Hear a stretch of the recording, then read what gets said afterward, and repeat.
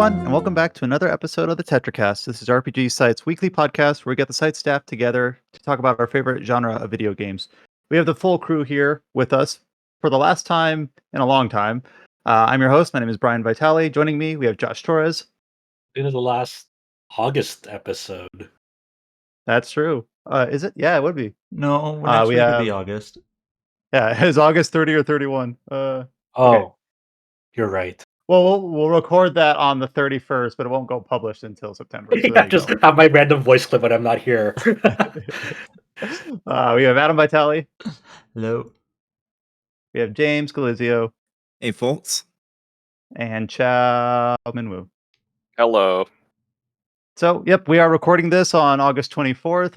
It has been probably like the second biggest news week for the year or so. Like, it was an insanely busy news week. Of course, Gamescom kicked off. We kind of teed that up last week. We had, of course, Jeff Keighley's Gamescom Opening Night live. Adam was out in LA with an Xbox event that was kind of supposed to be like a local for Americans, Gamescom kind of proxy. A lot of other publishers and developers released trailers. I think there was a future game show put in there. Xbox that, of course, had a bunch of live streams. A lot of games kind of showed up in a lot of different places. So we have a lot to cover. We're not going to try to cover it chronologically. We're going to try to cover it by title. And we're probably also not going to hit everything because there was a lot when I was trying to put together an outline, making sure that I tried to capture everything was a bit tough. Of course, we also had the big release of Black Myth Wukong this week. We did speak about that. Luckily, the embargo kind of lined up conveniently for us last week. So if you want to hear Josh's and a little bit of discussion on our review for that game, listen to last week's episode. We do, of course, have the written review up on the site. And Josh has put together some pretty thorough guides up on the site as well if you're playing through Black Myth Wukong, including a guide that shows what all the armor sets look like and how to get them. But yeah, we'll also talk about Adam's time in LA. And then at this point, I kind of teed this up in the introductions. Josh will be heading and covering PAX West for us, which is in the upcoming week. Scott will be there as well. We'll go into Gamescom. We have a couple people taking personal trips, so they'll be out. So Nintendo just announced publicly their participation at PAX West, so now we can say that Josh will be playing Zelda before any of us. Oh yeah. Echoes right. of wisdom, probably. Yeah. So but yeah, and then we have a couple people taking some personal trips. Adam will be out mid-September, or I'll be out early September. Adam will be out late September. I think a few other people might be out. So we'll run with whoever we have throughout the next couple weeks. But we will until we know otherwise. Chow alone for one of the episodes. We'll just be here. There you go. There you go. You got it. Damn, hard carry, rip. Yeah. I'll be like, here's my impressions of Genshin Impact on Xbox. Yeah. Yes. Yeah, it's November 20th. The funniest thing is that game comes out on my brother's birthday. I forgot. Nice. I honestly forgot when that came out. Other than it was just announced. We'll talk about that later. I'll tell you when the Switch port. Yeah, so of course, a lot of the news, we have some updates for games that were announced, a lot of dates for the back half of the year and early next year about release dates, demos, open betas, or Steam Early Access, all those sorts of things. Of course, we'll have a lot of trailers that were shown at these different events. Obviously, an audio podcast is not the best avenue of discussion on video game trailers, but we'll do what we can, as we always do. So we'll just kind of play it by ear. In terms of how this podcast will be structured, it's going to be like 95% news, because that will be enough to keep us here probably for 3 hours, and we'll probably have to cut a few discussions short to keep You're already talking about it lasting 3 hours this early on. Oh my! Have you seen what this outline looks like? You wrote most of these news stories. Yeah. So. I actually see a few things that are like, oh, are we not covering this? Okay. If you want to put it on the list, I won't notice. Just throw it on there. So yeah, so obviously whenever we publish this podcast, as you're listening to us, we'll try to make the timestamps as clear as possible. We do have one game that came out that we haven't talked about yet that I have played, that I talked about playing last week, and I'm not going to spend a lot of time on this for good reason. It's a niche audience. The newest expansion for Guild Wars 2 came out, called Janthir Wilds. This is ArenaNet's second kind of yearly mini expansion. So I don't want to spend too much time on this, but I will say I'm going to basically just spend 10 minutes or so comparing it to the last expansion. So last year in August, Guild Wars 2 released Secrets of the Obscure. Kind of a bit of a mouthful, but that was their first mini expansion in their new yearly cadence. It was received okay, except that the post-patch updates, I talked about this, I think, in June, were received pretty poorly. It felt like they were still adjusting to the new kind of scheme, the new kind of cadence of releases. So to try to state it at a high level for those that don't play this game, Secrets of the Obscure felt like to me that they tried to put in a full expansion in something that didn't have the resources behind it to really support that. And then with the post-release patches, they tried to do that again. So everything was super lightning pace. Nothing had any weight. Everything was like super like Reader's Digest version of events. It just didn't land very well. Nothing felt like it had stakes. Was And this it was the very expansion where you went into the demon realm and like got rid of the bad demons but kept the good ones? exactly. And there was no nuance. There was no subtlety. There was no like I kind of said this before, like, the only way that this really lands in a poignant way is if there's like a giant betrayal at the end or something. Because if they play this straight as just like, hooray, you saved the demon realm, that would have just been like the lamest shit ever. But that's what they did. So the reason why I bring that up is not the poo-poo on Secrets of the Obscure, but for Janthir Wilds, part of the reason I can't really talk about it for much longer than 10 or 12 minutes is because they are taking it much more slowly. And what they're actually doing is that in the box release, so to speak, that released on the 20th, it doesn't tell the full story. It only it kind of tees you up to the area, to the lore and the area, and they're going to kind of follow up on that in a 3-month cadence. With you could think of it like of a point 1, point 2, point 3, so to speak. Which I think it makes it harder to talk about now because the story's not complete. But I also think that it's a much smarter move. The pacing is so much better. The dialogue actually feels like it gives time to like introduce you to new regions of the world, new characters, new factions, and not feel like you're on a Marvel movie on 2 times speed sort of thing. And the map that they added, so how this works is that most updates will include a new map. And one of Guild Wars 2's biggest things that I can champion about it is that they put a lot of focus and care into making like their overworld map fun to explore. Basically, you can spend hours just talking to NPCs, doing events, handling quests, collecting things, but getting new resources to build new armor, all those sorts of things. It's not just a vehicle to go from story instance to story instance. Well, it's not supposed to be. In the last expansion, it kind of was. But here, like the first new map that they added, you could like I've been playing the expansion for probably about 20-25 hours, and I'm still like finding stuff in this map. So they did a really good job to saying like, okay, let's slow the pace down. Let's actually like let everything kind of steep a bit. And What yeah, is we're the not new going to get what to is the the new climax. map? I am sort of familiar with Guild Wars World. So in the Guild Wars overarching like canvas of a map, there's Mhm. always been an area to the north called Janthir, hence the name Janthir Wilds. We know that Janthir had, based on if whether or not you played Guild Wars 1 or 2, had some sort of connection to the White Mantle, the Mersat, the Titans. It was kind of like this place that everyone referred to, but you never got to visit. So it's one of those dangerous things where it's like something can almost be more interesting the less you know about it, where there's like that intrigue there. But then once you can visit, if it's lame, it's like, well, that's lame, sort of So thing. where is this place in relation to the Shiver Peaks? Like north of that? Uh, West of it, it's Okay, like because I north always of thought Divinity's I was Reach. thinking of the Shiver Peaks are the north place, right?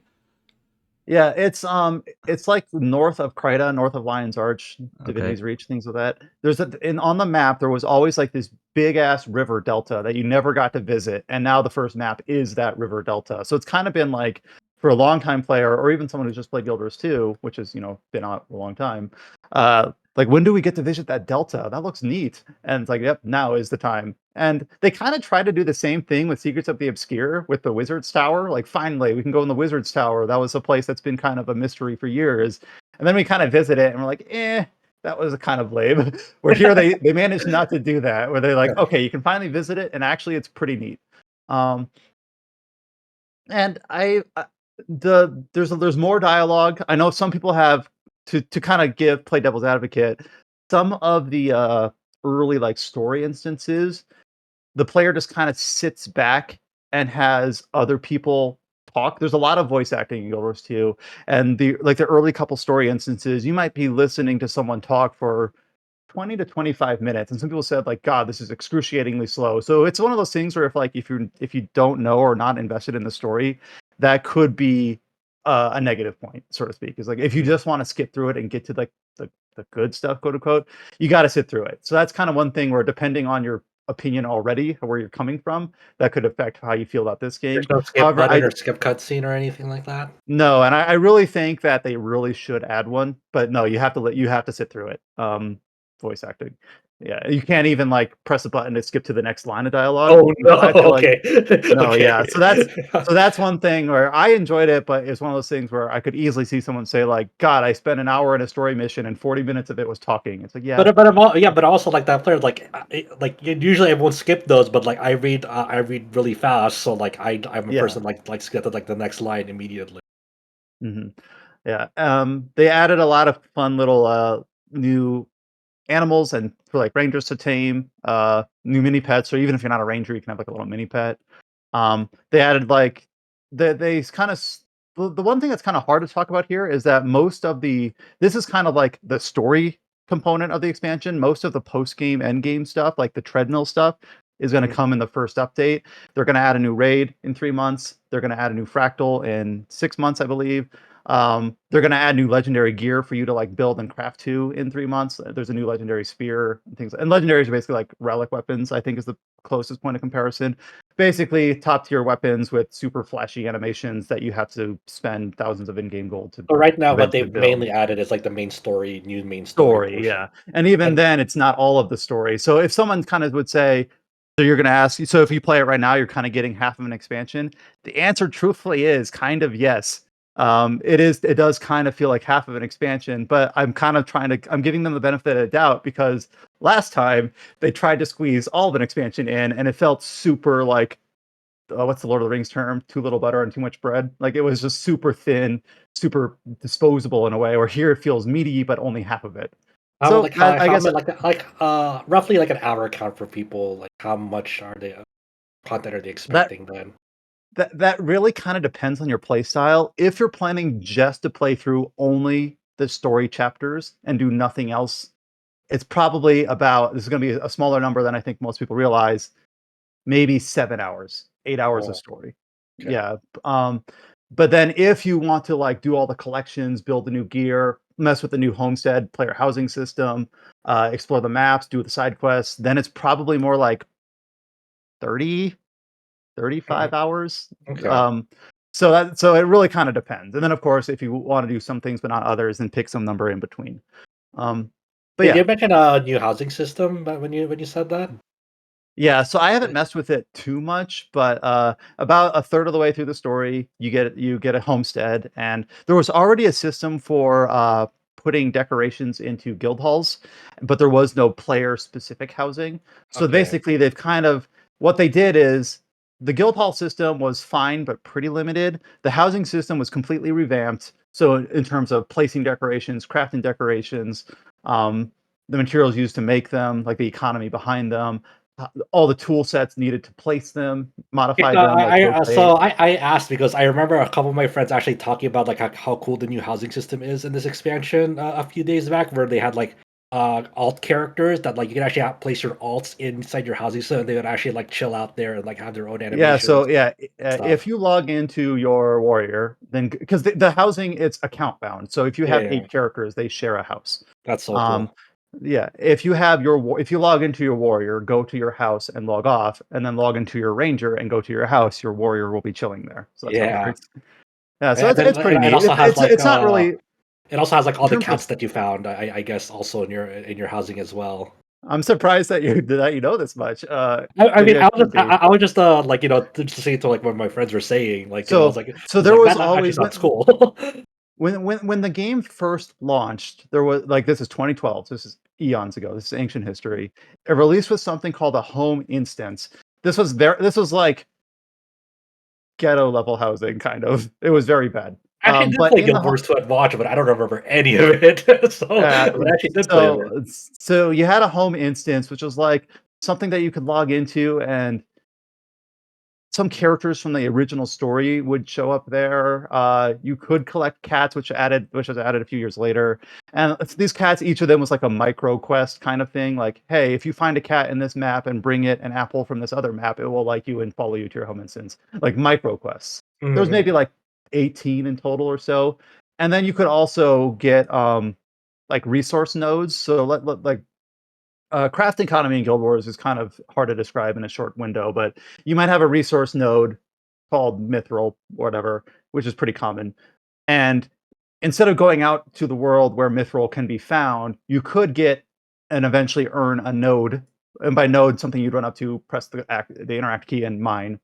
That would go into your home instance. So basically, it's like you could collect nodes, and then if you went through your home instance, you're like, there's my Mithril node, there's my gold node, there's my Elderwood tree, there's my whatever. And it kind of just give you like a random smattering of materials that you could just kind of collect in one centralized location rather than go out to the world and get it. And basically that all that stuff that you had already earned was kind of transplanted to your new homestead. So it kind of feels like not everyone's starting from scratch. If you had earned it in the past, you can still make use of it.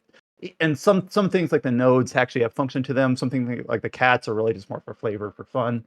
But yeah, a lot of the stuff that people had already earned over the years, you do get to kind of still make use of. It's not like, well, that's old content now. You know, everyone's back to square one. Like, no, you get to keep that. So that was implemented smartly. I've never been like a huge decorator, but for those that aren't huge decorators, you can kind of like get the new resources and the new maps that are used to build tables and chairs and doorways and decorations.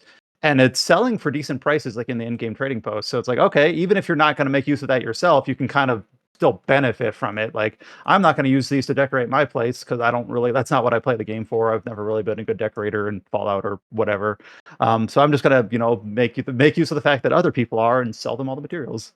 So it's fun enough. And basically, I think what I'll do at this point is I'll come back in 9 months once the 3 updates are out and just kind of follow back up with part 2 in a year from now about how the story actually concludes. Because it's like, the story might conclude and be really, really bad. I don't know. Like, but I'm trying to be an optimist, but we're coming off an expansion where that's not what happened. Yeah. The last expansion, the post-patch updates really kind of muddled the story.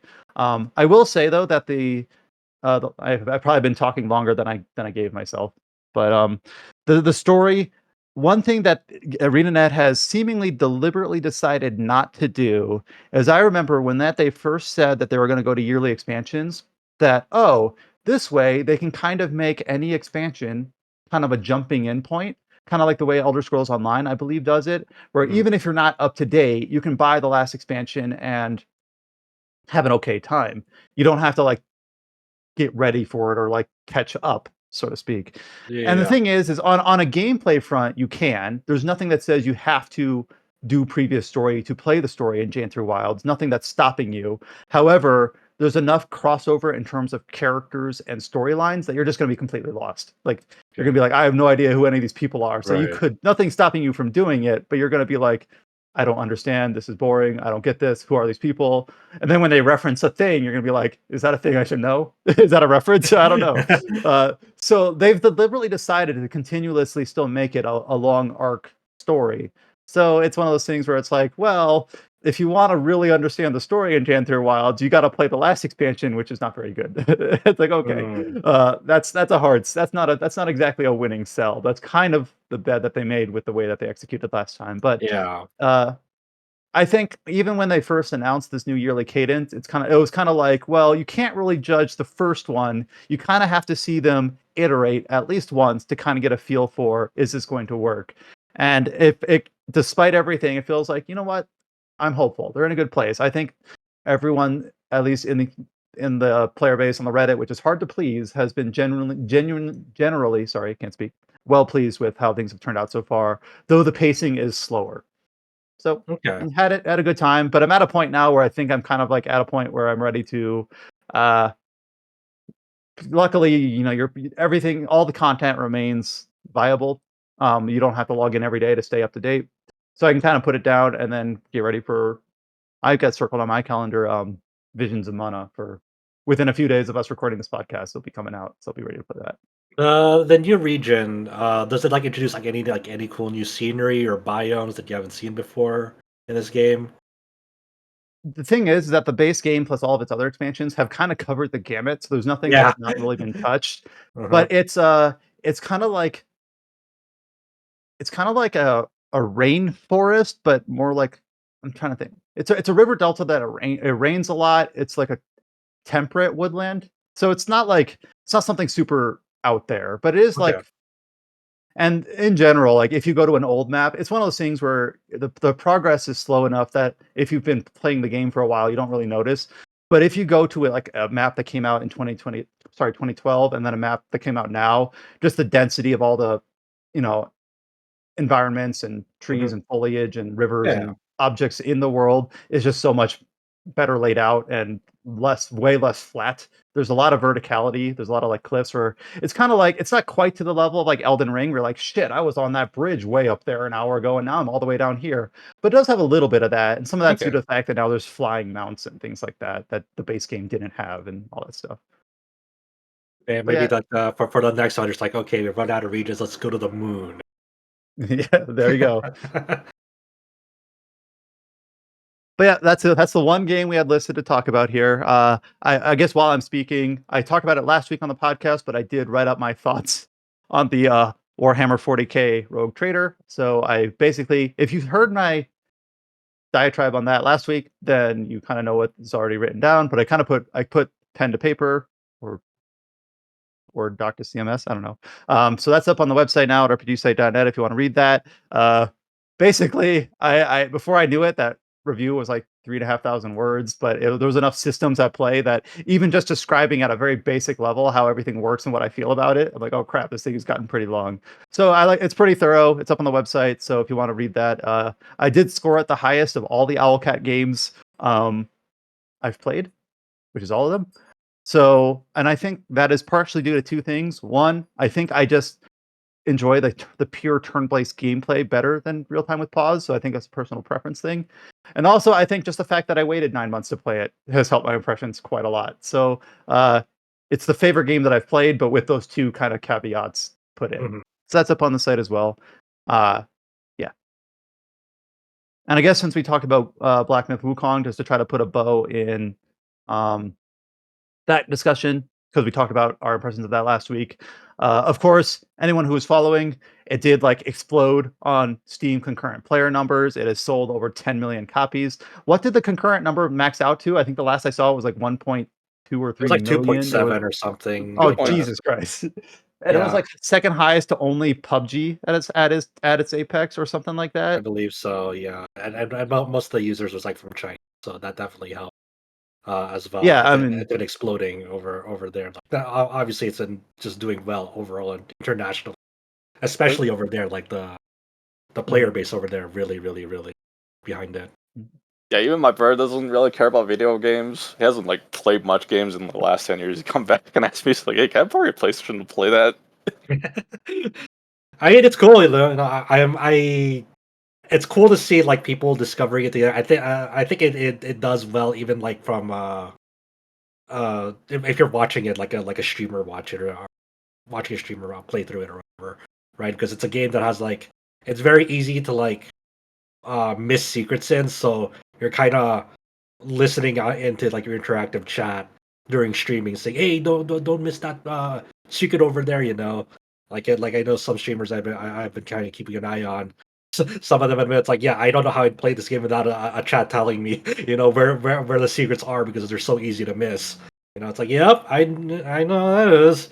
You know, yeah, I mean, like I definitely didn't we've find everything. So we've all been admittedly, there yeah. before all the wikis are written and things like that. Like my I've already talked about this, but like replaying Elden Ring with the DLC compared to playing it pre-release originally, like Jesus, I Mhm. missed so much shit. Like I, all of I it. Yeah. Jesus Christ. I think that's why I can never be a streamer. I would be like stuck on the most simplest puzzle for half an hour. It'll make me look like an idiot. So I'll better not expose myself. Yeah. But yeah, I mean, it's been great seeing people, you know, genuinely like it, enjoy it, and it is definitely people do make a good point that like, hey, this is a video game, it's not a live service. They didn't sell a DLC or well, there's like some pre-order stuff in it, but it's just generally just like a complete package. It's like, you know, the when people celebrated Baldur's Gate 3 last year, it's just like, hey, it's a normal video game release. There's no battle passes nor daily logins. It's just a regular ass solid video game, you know. So I'm like, yeah, you know what? I'm happy for it I'll take because the yeah, I'll take those where I can get it. because It's it kind of isn't weird. personal. Sorry, go ahead. It's just because like it went with Baldur's Gate 3 when Larian said we're not making like they did some post patch updates to like and they added a little bit of content with it, but it was mostly just polish. And then Yeah. they said we're not making a expansion, Expansion.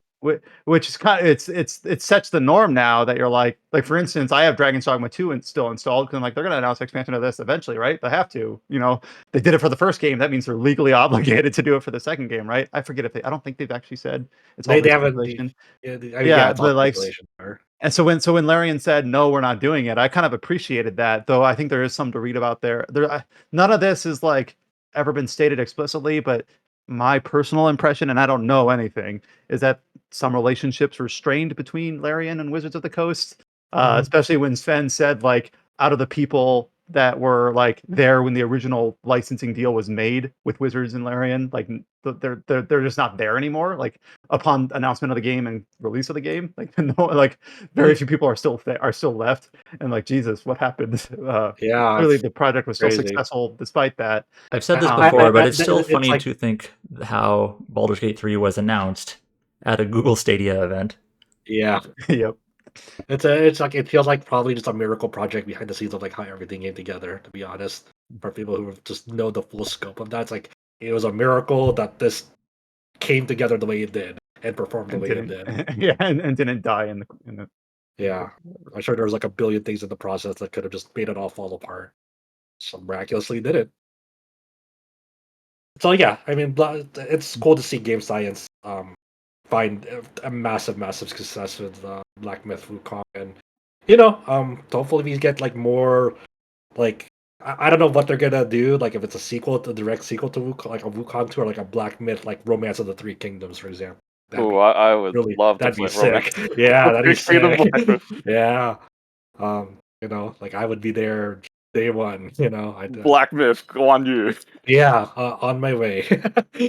So yeah, I mean it's just very, very cool to see this game performing so fucking well and just getting like the reception that it's getting. It's cool. I'm happy when cool video games are doing. Yeah, it shows you that you don't have to make live service games all the time, and maybe use China as a market to like sustain like very bloated budgets like with triple A's coming, right? I don't know. Yeah, I mean that's why a lot of companies worldwide, not just gaming industry, like see China as such a that's kind of like one of their golden markets for them because there's so many people there. There's so much obviously profit potential to be made if you're Chow, like how you need to have like if you're like a foreign video game, you have to get like approved to be sold in the China market. Yeah, it takes like a Yeah. year to get approved, so a lot of these Yeah, games have to be like planned way ahead. yeah, it's like a difficult process, and but And they it's have some also they have some very specific considerations.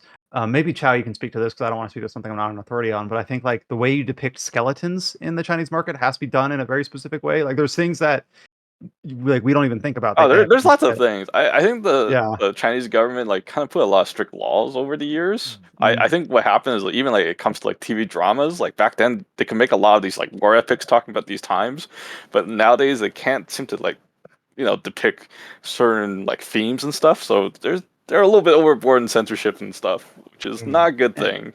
yeah, and not yeah, not even like conventional censorship, but stuff that we don't even think about. Like, right, oh, I didn't even realize that was in consideration for something that has to be like looked at before we can release this.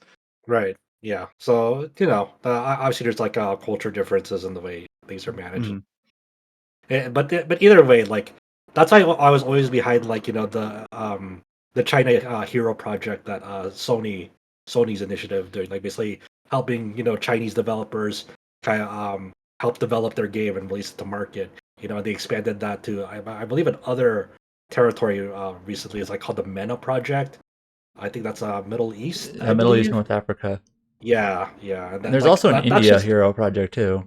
right. Yeah, like to me, I'm just like that's Sony has a lot of like bad things wrong with it. Don't get me wrong, but I'm willing to give them like hey, that's a really really big like win on those initiatives of like helping to support game developers internationally and like more like smaller niche markets that you don't think of as like as like the primary players in the game developing. So like hey, good on them for that.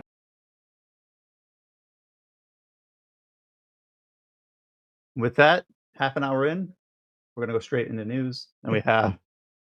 I promised 2.5 hours of news. I don't know. I don't know how long this will take. I have no idea. There's I don't think And 3 hours. and yeah, and this isn't going to be chronological because a lot of these games, like I said, kind of showed up in multiple different avenues. So we're going to try to centralize all talk that way we're not hopscotching too much.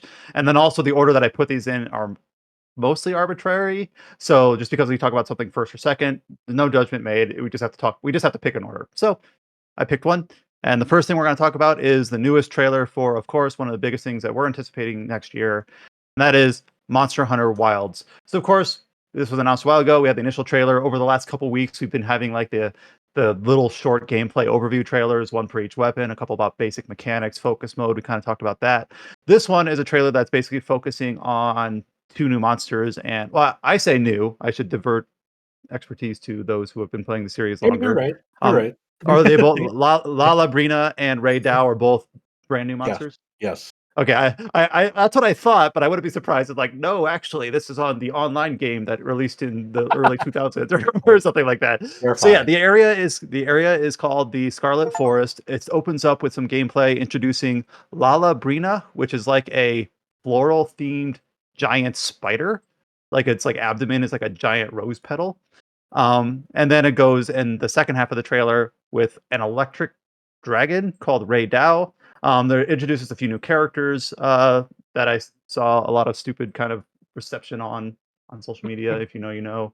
But I think everything here looks really neat. They do the thing that I always talk about that there's no UI that I like to see, but that's fine. But I mean, we get a lot of and like gameplay footage with UI anyway, like for the yeah, Gamescom with demos. the and Yeah. with the weapons trailers and things like that. So it's not like we don't know what that looks like. Oh But yeah, but everything here also I just think the is people like at the show floor recording footage that's as well. yeah, true. Good point.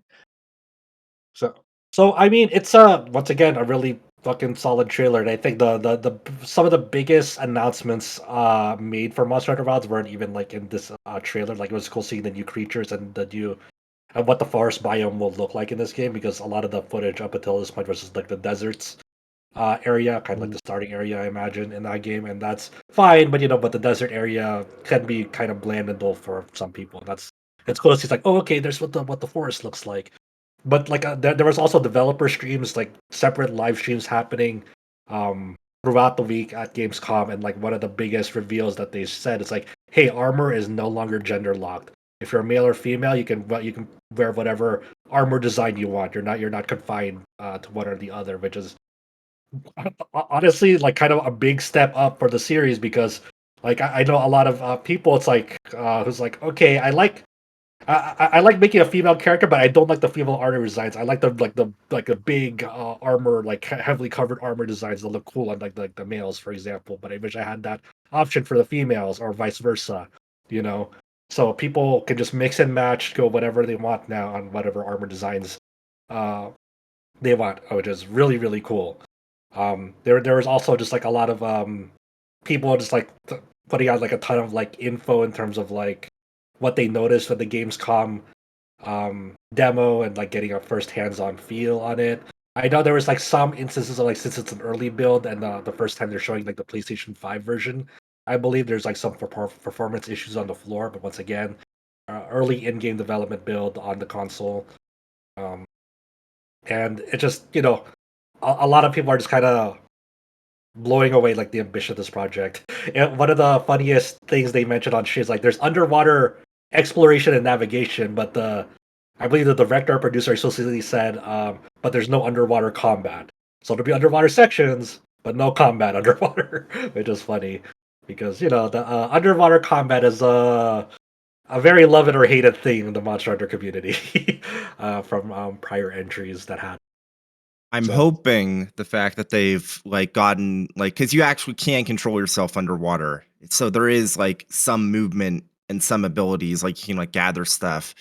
I'm hoping the fact that they've already done that much work for underwater means that we might see underwater combat in the eventual expansion. Yeah, I was going to be that. It'd be interesting to see how they'll do it if they do it. Like, because it's a once again that's a make it or break it for some people. So if they decide to do it, and they'll have to do something really exciting with it for to get that crowd. James, Yeah, you know, all I'm thinking you've been following news on this week. What have Yeah. you seen? It's been really fascinating just seeing how much they were willing to like show off to people like so early already. Mhm. I'm not sure like when it was announced, but I did have someone tell me that they confirmed that the way that crossplay works is that it's through the guild card system, Okay. which makes a lot more sense, which means that even if you match made with someone, as long as you exchange guild cards, you should be able to just invite each other to parties that way. So that Yeah, one that's thing that easily. that one thing that I said that might be an issue, no worries. Cool. Crossplay should be just fine with like inviting people to parties and whatnot. So yeah, besides that, I mean, the trailer was really good. We already talked about that.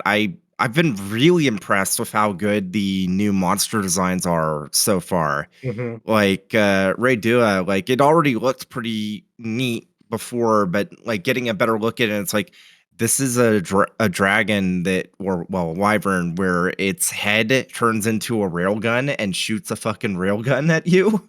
Pretty That's awesome. really neat. Yeah.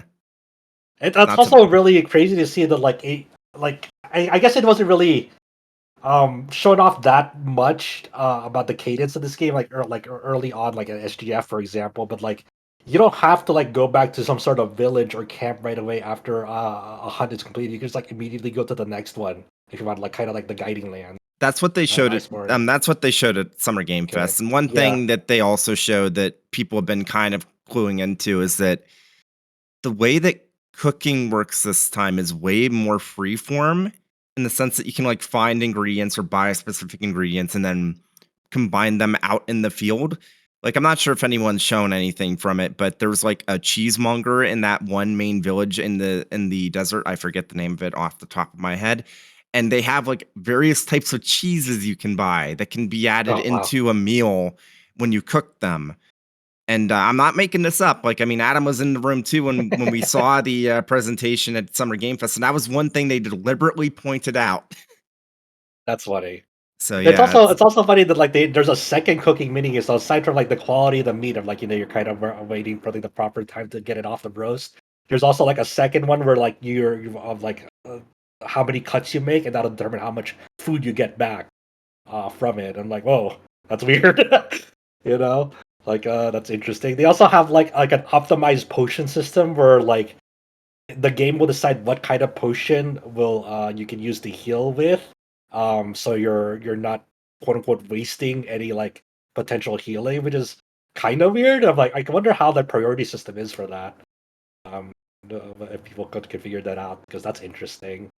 Um, and also just in general, like it was funny seeing like the live gameplay demos of like some people who recorded footage, like of them getting carted back into like a pop-up camp, but then like immediately when you go back to that pop-up camp, there's like a monster right there ready to like fuck up that camp. It's like, oh, hi, hello. So but like the location of these like camps that like you can build on, there's like safety ratings too, like like of how likely it'll get attacked by a monster. So like you're sacrificing between like less travel time, being closer to the monster versus like the safety of like where that camp is.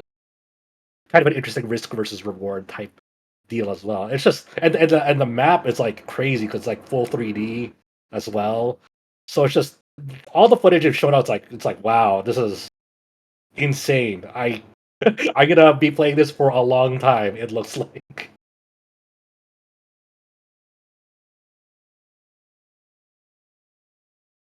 The second set of trailers that I have listed here are both from the upcoming Crimson Desert. So we've talked about Crimson Desert a few times, and we kind of joked. I think it was a joke that we said it always shows up around Gamescom time or opening night time because that's when we seem to get our yearly check in about this game. The game that was originally launched as an MMO, then they seem to really shrink away from that language. It's just an action game now, as far as we can tell. The first trailer that we have is a gameplay trailer that starts out with the protagonist against some bandits and then fights like a giant yeti thing called a white horn. And then we have a second set of trailers, each one of them focusing on a different boss battles. These are almost entirely gameplay, including UI and combat. So I looked at this and I was watching actually while you guys were discussing Monster Hunter with the pop-up tents and the cooking supplies. Like, okay, I gotta watch this Crimson Desert trailer so I can speak to something about it. But I'm like, yeah, that looks like an action RPG. This white horn Yeah, sure has a lot of health. yeah. I mean, Yeah, like it's a pretty solid showing because like.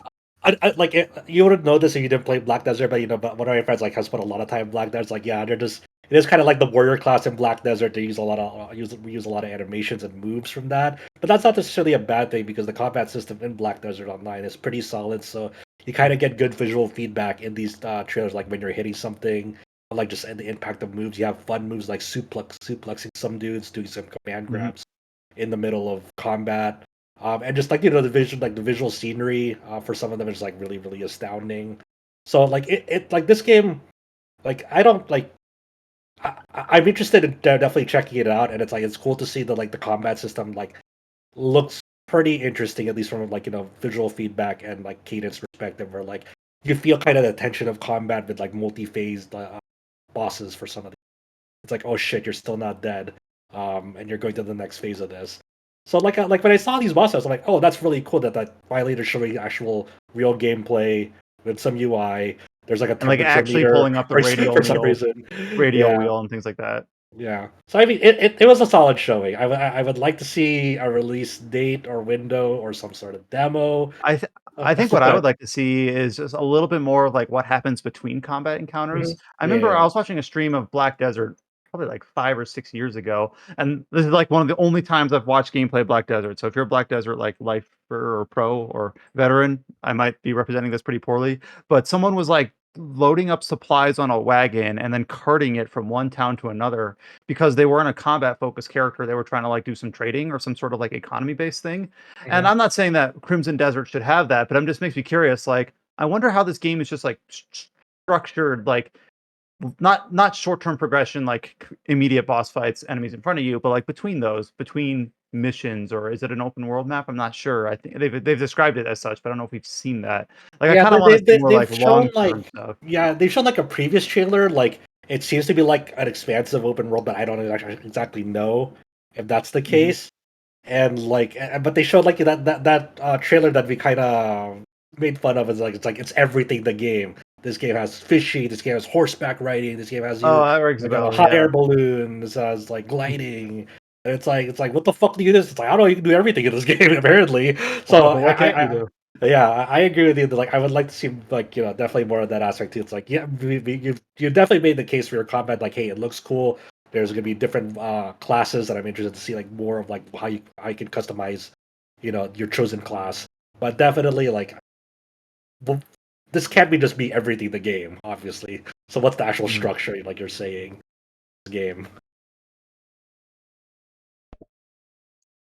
The Queen Stoneback Crab boss battle is pretty cool because it has Yeah. kind of like some of these it's the point of comparison I have to make, like this almost like Shadow of the Colossus style, Mhm. like mounting on its back and crawling around and stabbing weak points. That's pretty fun. Hmm.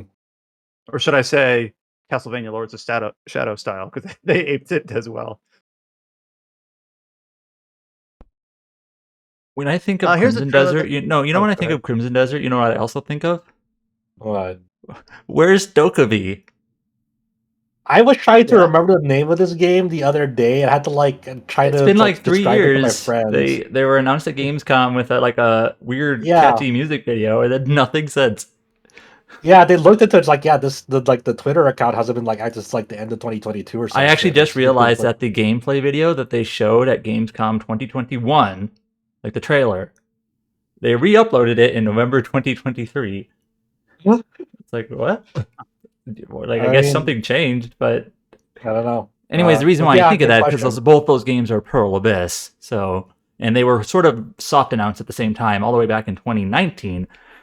Anyways, don't know where I that wonder if is. they're just like I wonder if it's just like, hey, let's get Crimson Desert out the door first, then let's focus on DokeV, maybe. Yeah. Is this the same company that published Terra? Out of curiosity's sake. I only know them for Black Desert. I don't know if they've done anything else. I don't know why I keep hearing rumors about like companies trying to bring back Terra from the dead. I don't know where that even I started. have no idea. The next trailer that we got over the course of the week was the newest trailer for Enotria, The Last Song. This is the Souls-like based off of Italian like folklore that was originally supposed to release earlier in the year, but then moved the release date back because it was like overlapping perfectly with Shadow of the Erdtree from JAMA Games. So we got a new gameplay trailer, and the game, there was a little bit of confusion here earlier in the year, but it will be releasing, as far as I can tell, at the same time for PC, PlayStation, and Xbox, which is good for because of what was the context here again? Like Xbox players, um, There was like some would have apology played. letter from like the director or Yeah, producer about like delaying the Xbox. Then apparently they weren't delaying the Xbox, so it's like okay, that's weird. but it's almost beside the point now because it's releasing on Yeah, everything yeah. on September 19th. We got a new trailer for it. The trailer, 1 second, my YouTube is going very slow. It doesn't Eh, show UI, I don't think. So, I mean, but but people already like I have a good idea, like because they released a 6 hour like I don't know, it's like a trailer on Steam earlier in the year, like that lasted for like 6 hours or so. So people Mhm, who are interested in it probably got a good like solid idea of like whether it's for them or not. Like for people mhm. who like Souls likes, they seem to enjoy it. They're like, hey, this gave us some good ideas. But they're interested in the full release. Like that's basically kind of the goal of the demo, right? It's like, hey, figure out if it's for you, and if like you're interested in it, you're definitely more interested in it now because you got like a solid look at it, like multiple hours to tinker with. So Looking at the trailer right now, the one thing that I see that stands out to me is that there's a lot of camera shake or like focus point alteration. I don't know what you call that, like the dolly zoom sort of thing. Like whenever mhm. weapons are like swung or impact. Hopefully there's some knobs on that Yeah, for for sure. accessibility. But other than that, like everything looks fluid and fun, and the environments are pretty unique, and the armor sets are kind of like different because it's based off like folklore and mythos that I'm not well versed in. So it's kind of cool just to Italian have that kind of folklore, flavor yeah. to it. Yeah. I Yeah. mean, my So I mean, last name is yeah, Italian, but that's the only credit I could take. I don't know anything about any of this. yeah. I like the whole gimmick is like, yeah, you'll have different masks that have like different innate abilities that like you can swap off of, and then like, I guess you can like also like switch like builds out of the Mm. like during the game as well, like in the middle of like exploration, I think. Um, so I don't know. I mean, like hopefully it's like it does well. It has cool enough systems.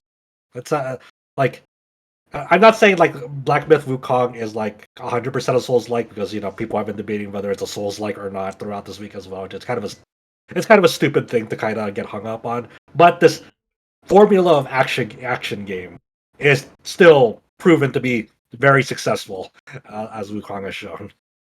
Yeah, I did see someone say on a Reddit comment or Twitter post, like, "Oh, are we just calling all action games Souls-like?" And it's like, I always see it more as a heuristic. Like, I'm just trying to like whenever we say Metroidvania or Souls-like or even like Yeah. JRPG, just trying to like set the table, which then we go into detail and try to describe the game more. It's not an algorithm. It's a Yeah, heuristic. It's it's just not like a either. rule of It's not thumb. like a yes or no extreme either. It can borrow components.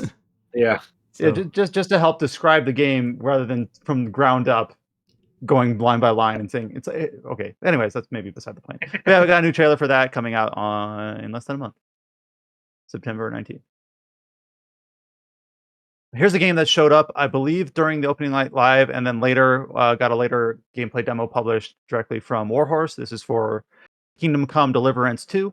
We learned last week or the week before that it was going to be released on February 11th, 2025. During opening night live, we had a gameplay teaser, so it's kind of like a cinematic trailer, but it showed plenty of like vertical gameplay snippets. And then Warhorse released basically a 25-minute vertical slice gameplay showcase, of which those snippets came from. Of course, if you're not aware, Kingdom Come Deliverance, the first game and the second game are entirely in first person, including first person melee combat. You see a lot of horseback riding. A lot of the cutscenes for the story, though, are still in third person, so you still get to see handsome Henry. Henry in all his glory and all that stuff. Uh, but yeah, this it looks really immersive. It looks like the sort of thing that's hard to like sell the progression of it because the pacing is deliberate. It seems like watching the gameplay trailer for two, just him like sneaking around, whistling to try to get guards' attention, going in and out of buildings, conversing with people. It makes me like, I really want to play the first one so I can play this one Yeah, and be I like mean, in the know. that's definitely what I want to do too. Just replay it Yeah. again. Good. Yeah. Because like the game's so good at that. At like you like even if you played the first one and like go and like watch the trailer for two, it's like the 20-minute breakdown, it's like, man, they really nailed it again of like just selling you like being immersed in medieval Europe and just like kind of living the life of this kind of, I'm not gonna say dumb looking dude, but he used to be innocent and now he's A grown dork. up. It was funny. There's like a pre-order like discount code, and like the discount code was Henry in all Yeah, caps. I laughed at that too. Yeah, Get pretty 10% good. off GMT with code Henry. Henry. So yeah, I mean they're making the game that that captivated their audiences in the first one. They're not backing down from that. They're not like making any concessions of like, hey, we should try to like go for like a broader market for like a new audience. Or like, hey, we're really making this game for the fans that fell in love with the first one. You could still go into this game without knowing the first one, but they're definitely, it seems like they're not compromising on it at all. Of that. There's gonna be a bigger, better version of that experience that you loved in the first.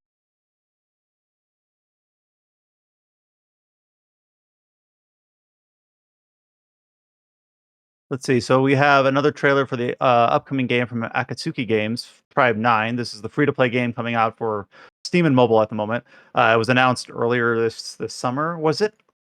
No, I was gonna say, was that a Nintendo Direct? No, that was a different game with the same artist. Because obviously this That Tribe 9 was is not coming to the Switch. 100 line Academy something. thing. That's Yeah. right. So I got those two games confused because they, from Same just an art artist. perspective, they look kind of similar. Yeah.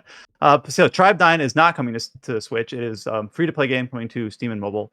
We got a new character called the Re, as in like Kingdom Hearts Recoded.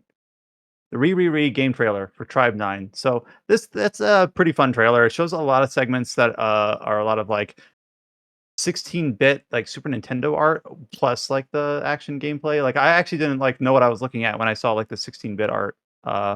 It's like when But you're navigating around the world, pretty much. When you're in combat, it's not at full 3D models, but when you're navigating around in between combat segments, you'll come to that pixel art style.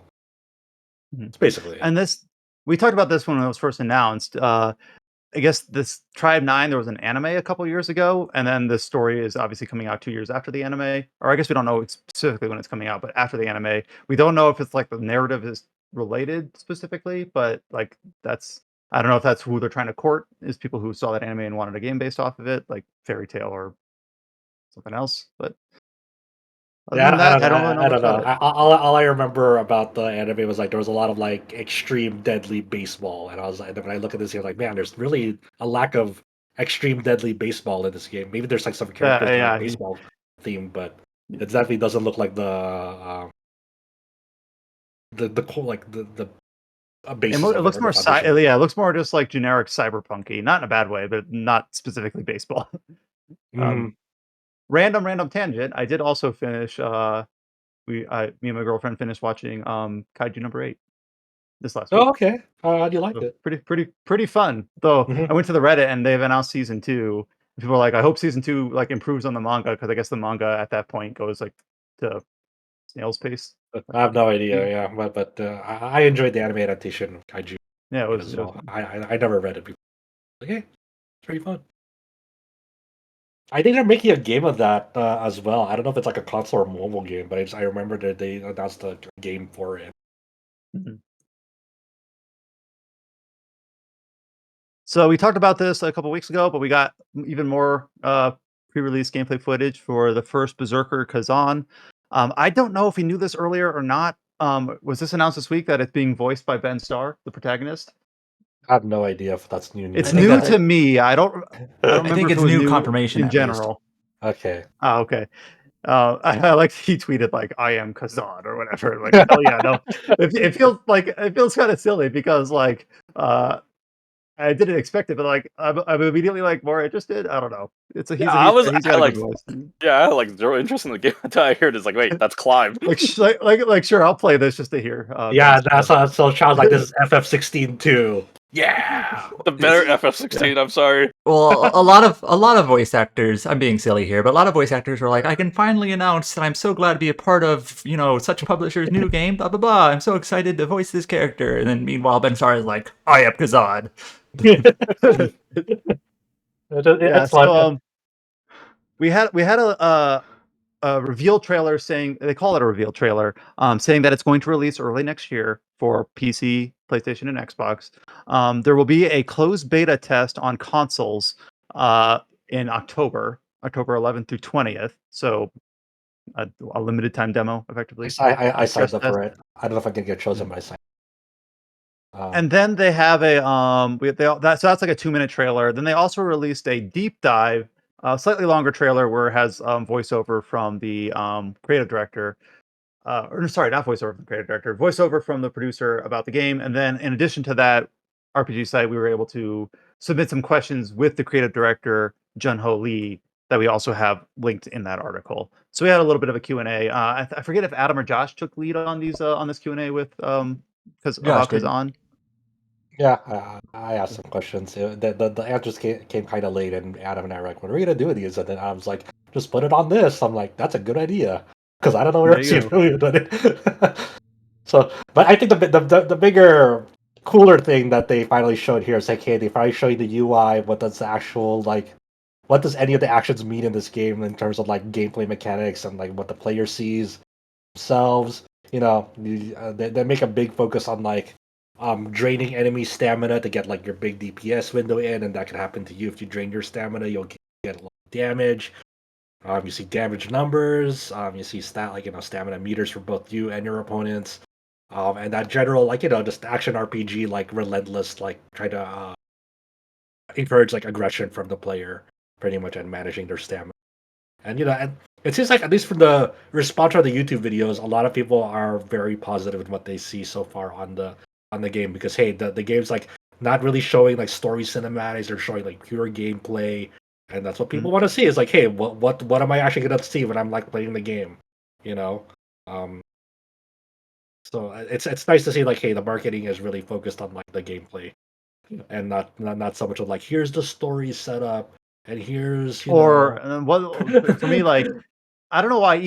This seems like something that maybe I'm just hung up on something I don't need to be. But even if the UI is pretty simple and kind of like you can kind of guess what it would look like why are you so hung up on that? It just reminded like we're not trying to make this look as cinematic as possible. This is just what the game looks like when you're playing the game. Like that's all it yeah is. Like we're not trying to yeah like pull the camera out to a way that you wouldn't never actually play it, or even a way that you might not even be allowed to position it in game, or make it look as like movie trailer as possible. Like nope, this is a video game. Surprise! Like this is what it looks like when you play our game. So it's So good to yeah, see that finally like showed off like gameplay with UI. That's like I'm always very suspicious of like I don't know where my breaking point was earlier on, but I'm always suspicious of a game that like shows gameplay without UI and like they make it and they keep doing this for an extended amount of time that they won't show UI. I'm like oh, and just like my other show what pet the player peeve will is see. my other pet peeve, which luckily this Kazan trailer is not doing. It does this pretty well. I actually thought about it most recently with the not a game we're covering, but the Indiana Jones game that's coming out in December and next year Yeah. for PlayStation. So I played like that's coming out from Machine Games. It's Wolfenstein developers, etc. Old developers from like the Chronicles of Riddick games. But a lot of the gameplay for that trailer, like the snippets that they show, are like 2 seconds long or less. Like it's a lot of like really like montage. And to me, it's just like, are you afraid that we're going to get bored if your gameplay little segments are longer than 2 seconds? Like here, Yes. it's actually like here is a boss fight that they do a few visual cuts. That's fine, but they say like, no, here's 15 seconds of Kazan dodging attacks and then countering. Like, oh, okay, that's something you might do in this game, like sort of thing. Like, Is this a Souls like Brian? uh, this the heavy focus. I'm not. First of all, I'm not arbiter of this, but the heavy focus, the heavy focus on stamina makes me feel like it's Souls like. But Mm. again, that's just a heuristic, just to make you just to kind of like I if know. you're not looking at the trailer in front of you, what it might look like in your mind's eye. But yeah, I think it looks really fun. Mhm. Yeah, something about what they've shown. I remember the last time we brought this up, I was like, oh, it's another Souls like. But you know what? This one looks neat. Let's see. We also got a new trailer for Diablo IV Vessel of Hatred. This is the expansion coming out in October on the 8th. The main point of this trailer here was to reveal and discuss the new Mercenaries system. Basically, in the new region of the game added with Diablo IV Vessel of Hatred, you'll be able to recruit basically 4 NPCs that can help you. I believe you select one. It's not a full party. It's you and an ally. Uh, as far as I can tell, these NPCs have like unique kind of traits and builds bespoke to them. It's not like they're another player that you brought with you, which you can obviously already do. But they're kind of got unique talents. Like one's almost like, I don't know if they call him a tiefling in this universe, but that's what he looks like a demon humanoid. Mhm. And there's like a shield bearer, there's an archer.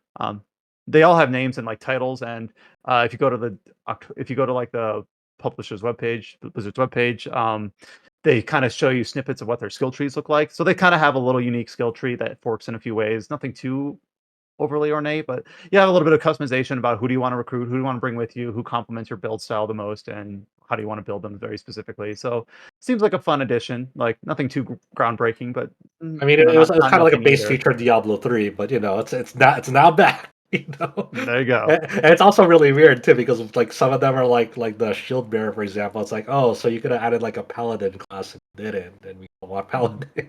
And, a lot of the Diablo players want legacy classes back. And it's kind of for them. It's like kind of just like being teased that it's like, hey, well, we won't add paladin back, but you can have an NPC paladin with you. It's like, thanks, Blizzard, appreciate it.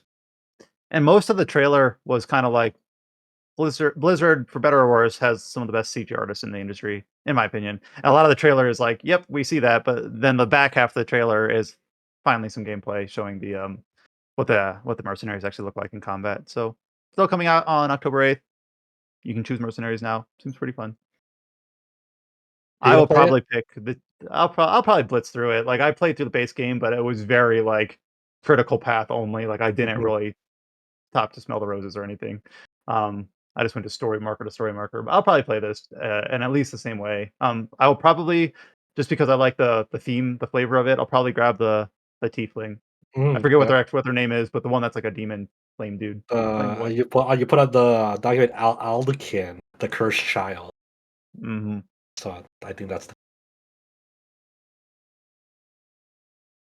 We got a trailer that I wasn't sure we were expecting. I forget if this was announced prior, but we got a Starfield trailer. We knew that Shattered Space was dated at some point for later in the year. We did get a release date for Shattered Space. That is September 30th. The thing that I wasn't expecting is that they also had a trailer showing that in Starfield, you now have the Mako for Mass Effect. Well, now they call it the Rev 8. So you have a land vehicle that you can use to explore planet surfaces in Starfield. Is this Most of DLC locked or not? I have no It's idea. it's no, part of a free update. Okay.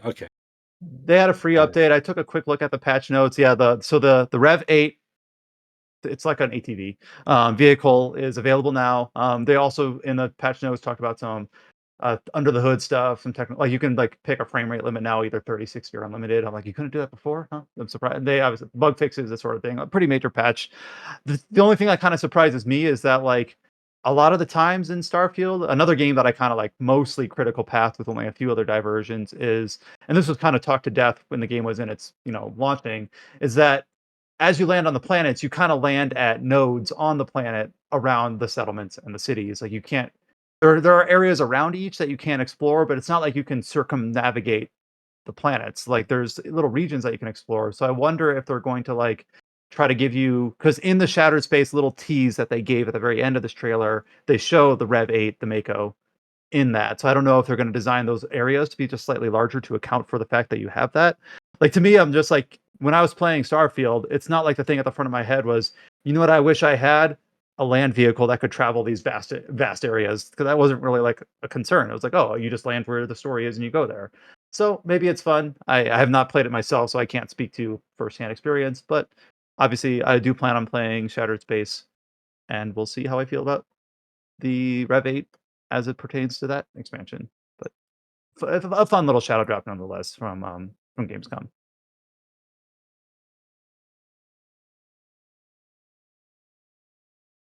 We did get a new, very long, kind of gameplay. Not really a trailer. It's 30 minutes, so like a gameplay look in for the upcoming Dune Awakening survival MMO, and they're actually using the term MMO, which is a rare and rare term these days.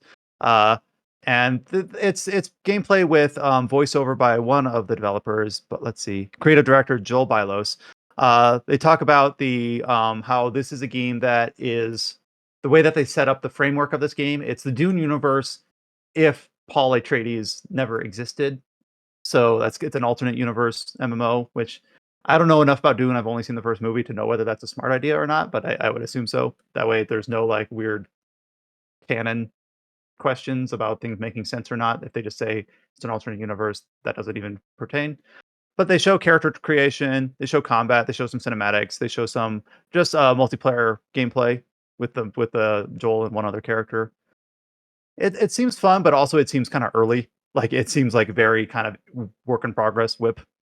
So I'm not sure if the UI is finalized. And one of the very first things they say in this demo is, "Hey, this is early. There will be bugs, there will be glitches. This is a work in progress." So obviously, don't want to judge it too much on that. But it seems fun. It seems fully featured. I just don't know that I personally have a strong enough affinity for the Dune IP to be really more invested in it in that. Other than there's not a lot of new MMOs these days that are strictly MMOs. So the fact that they're still trying to make this work is kind of fun. Yeah, I guess the question is like, well, will it like Dune is hot right now because of the excellent films, but Mhm. whenever this comes out, will people still have the appetite for Dune? You know, it's it's kind of weird. Yeah, Yeah, that's the thing. It's so tied to one single IP that if an MMO in order like MMOs, it feels like by their nature have to have staying power of in these days yeah. a decade or more. Um, are we going to still care about Dune in It's not. 2039? It's not. It's like it's not to say that like Dune is only the Dune appetite is only confined to the films, but but most people are exposed to Dune through the films and not necessarily the books themselves. Yeah. So that we'll see. I don't know. That's kind of they've kind of put themselves in a weird position. When you think about like games like Concord recently released this week, and it's like, oh, people don't really have an appetite for Overwatch clones at the moment. Mm. Especially, I'm not sure if it's so much that. I think with I mean, Marvel Rivals is coming out soon. It's had a lot of interest. I think yeah, it's just as simple as but that's with I, the IP, not necessarily I like the I think it's gameplay just as simple structure. as Concord as a hero shooter. The character designs just didn't appeal to anyone. And that's a Yeah, death knell. yeah, for sure. We'll see. I don't know.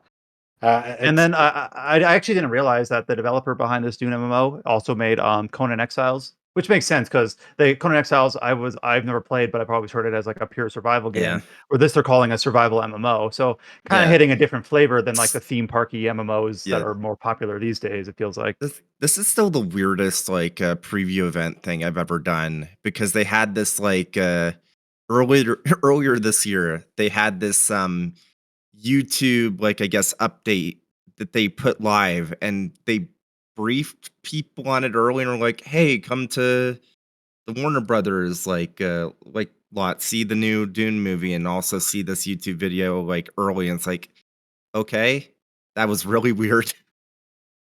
Huh. I don't think I'm sure that was like super weird, but I'm sure the Adam will agree. Like probably the weirdest preview thing is that New World Aeternum thing that he got invited to Okay, that at was SGN. then basically for New World Aeternum, they like refused to call it an MMO. They refused to call it a console version. They refused to call it like a revamp. It's very strange. They And refuse to like admit that New World released a few years ago, like, and this is not a new game, but it's weird. And it's like, Yeah. whatever. We kind of talked about that when that was announced, but yeah, I'm very Is, sorry, strange. but like, is the but it's Steam like, we page keep is the getting Steam page emails. for this still mostly negative? Let's see, because basically people reacted to the announcement very Yeah, poorly. like I remember Mixed. looking at the time. I'm not in the New World player space, but I remember going to the Reddit at the time, and they're like, "Wait, we waited for this?" Like, because they were kind of like waiting for a big major update. Like, here's going to be a big content drop, expansion deal, something, and like, oh, it's a console port thing, which is fine. Get more players. That's always good for the health of a game. But the way they're going about it is just very strange. But Yeah. hey, it'll be represented in that new like Amazon secret level show, like Oh yeah, anthology. that and Concord are getting like I guess episodes Some on that. Oh yeah, so that was just announced. I guess we can talk about that. It's not in our Yeah. wheelhouse, but yeah, Amazon Studios, the people behind like Rings of Power, they're making a new show called Secret Level. It's basically an anthology show of multiple games. You could say like none of these would carry a show on their own, but the selection is very eclectic and strange. Like, I take offense to that because one of them is Armored Core. There could definitely be an Armored Core show on its own. That'd be fucking awesome. yeah, for sure. But it's Amazon's publishing, so like New World is one of the ones in there. But then they have like Mega Man. They just say like Sony, and they show like Uh, God of War, I um, believe, is one of them. They show God of War. I think they show a few other Sony IPs. I don't play a lot of Sony games, so Yeah. I'm not sure.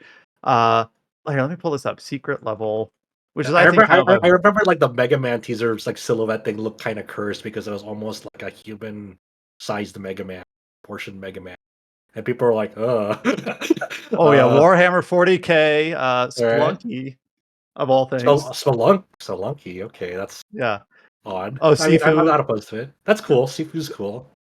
Dungeons and Yeah. Dragons, just generals and IP. Of course, there's a lot you can pull from Oh there. yeah, I The mean, the even the outer movie was pretty worlds, good.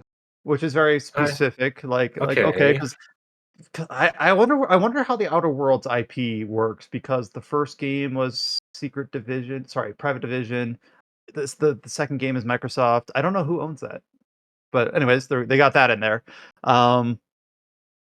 They've got Crossfire, which I think was like the weird Mass Oh, that's Effect. No, that's Exodus. Exodus is the one that's like a weird Mass Effect like that was. I shouldn't say weird. The game they showed that was debuted at the Video Game Awards Last year. 2023. Crossfire's like that free to play FPS, right? That's like huge in like Asia, I believe. I think that's the name of it. I don't remember. I'm Yeah, not trying to think. but as Of. against, yeah. So I think Crossfire the is an concept. online Yeah. tactical Sorry. first-person shooter that launched a while ago. Yeah. Yeah. So I think like Secret Level, like the concept itself is like really cool as an anthology of things. It's like some of the but some of the selections of games, it's like purely bought out. It's not massive. Like featuring Concord there is like it's funny, I guess is the term I use. But And the then staff behind it has like it's a proven track record. like Honor of Kings, I'd never heard of, but I guess it's a Oh, that's MOBA that's been huge. in. Yeah. It was released in Korea Like in 2015, and then got a worldwide release just this summer. So it's contemporary in that way. But I just guess I wasn't in the like space for that. yeah, even though it's like not going to be huge internationally, like say in Japan or in the West, like but I know Honor of Kings like is super fucking massive in Korea as like as a competitive sport. That's like it always tops the charts there. It's like what is going on? So I can understand the impact of it there for sure. I will Presence. say though that Secret Level just seems like a really uninspired name. It seems like a boardroom name, like some guy who's never Oh played video yeah. games live. Don't those Mhm. things have like secret level? You unlock levels in video games, right? We should name our show about video games Mm. after that. Like it just seems like I know that has no bearing on the quality of the show, but it Yeah. just seems uninspired as a title. Speaking I'll of definitely like check Amazon, out. Go for it. did you see that Amazon, one of their COOs, something Hartman is his name. One second. He had an interview with IGN and basically said, game companies should use AI because we really don't have acting. What? Huh? Yeah. Or Okay. Christoph Hartman is his name, and I was actually That's a trying guy to. who knows his video games. I was trying to read his like response to like make sure I wasn't taken out of context, but it actually almost got worse because basically as immediately after he talks about acting, he talks about localization, like the other thing that probably shouldn't have AI touch. Come on. Yeah, that's I could read his that response, but it's on sucks. IGN, and it literally says, right now we're localizing our game into a certain set of languages. Does it commercially make sense to have it in a language? Yes or no? Having AI will help us. Like, what? Okay, well, that blows. That's not a great response. That's not what It's you want just to going to hear. make us translate our game into more languages, which is great for gamers. It's like, what? Whatever suits him, I guess. Yeah, because AI has never messed up language. So, like, I don't know. Anyways, we were talking about Yeah, What Amazon. were we talking about? We were talking about Dune Amazon. Awakening. we're talking about Adam gonna get access to Secret Level early, and he's definitely gonna share his account release so I can watch the Armored Core episode. I don't know. When I hear the word secret level, I was thinking like Secret Wars from Marvel or something. Hmm.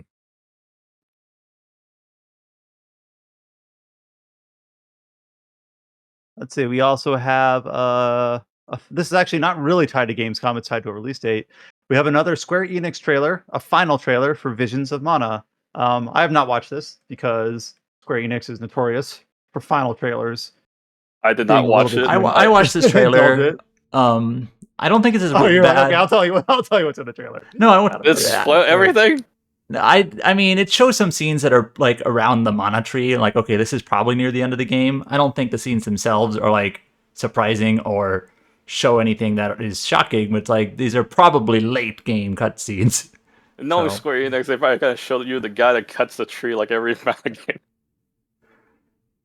Yeah, I didn't But watch it- it either. But play it. it's more just Sure. like a general trailer. Like, here's some combat, here's some exploration, showing some of the places, but then there are some cutscenes, like trying to Yeah. ramp up the drama. Like, I still remember Yeah, that FF7 I- Rebirth final trailer, and I'm like, that's awesome.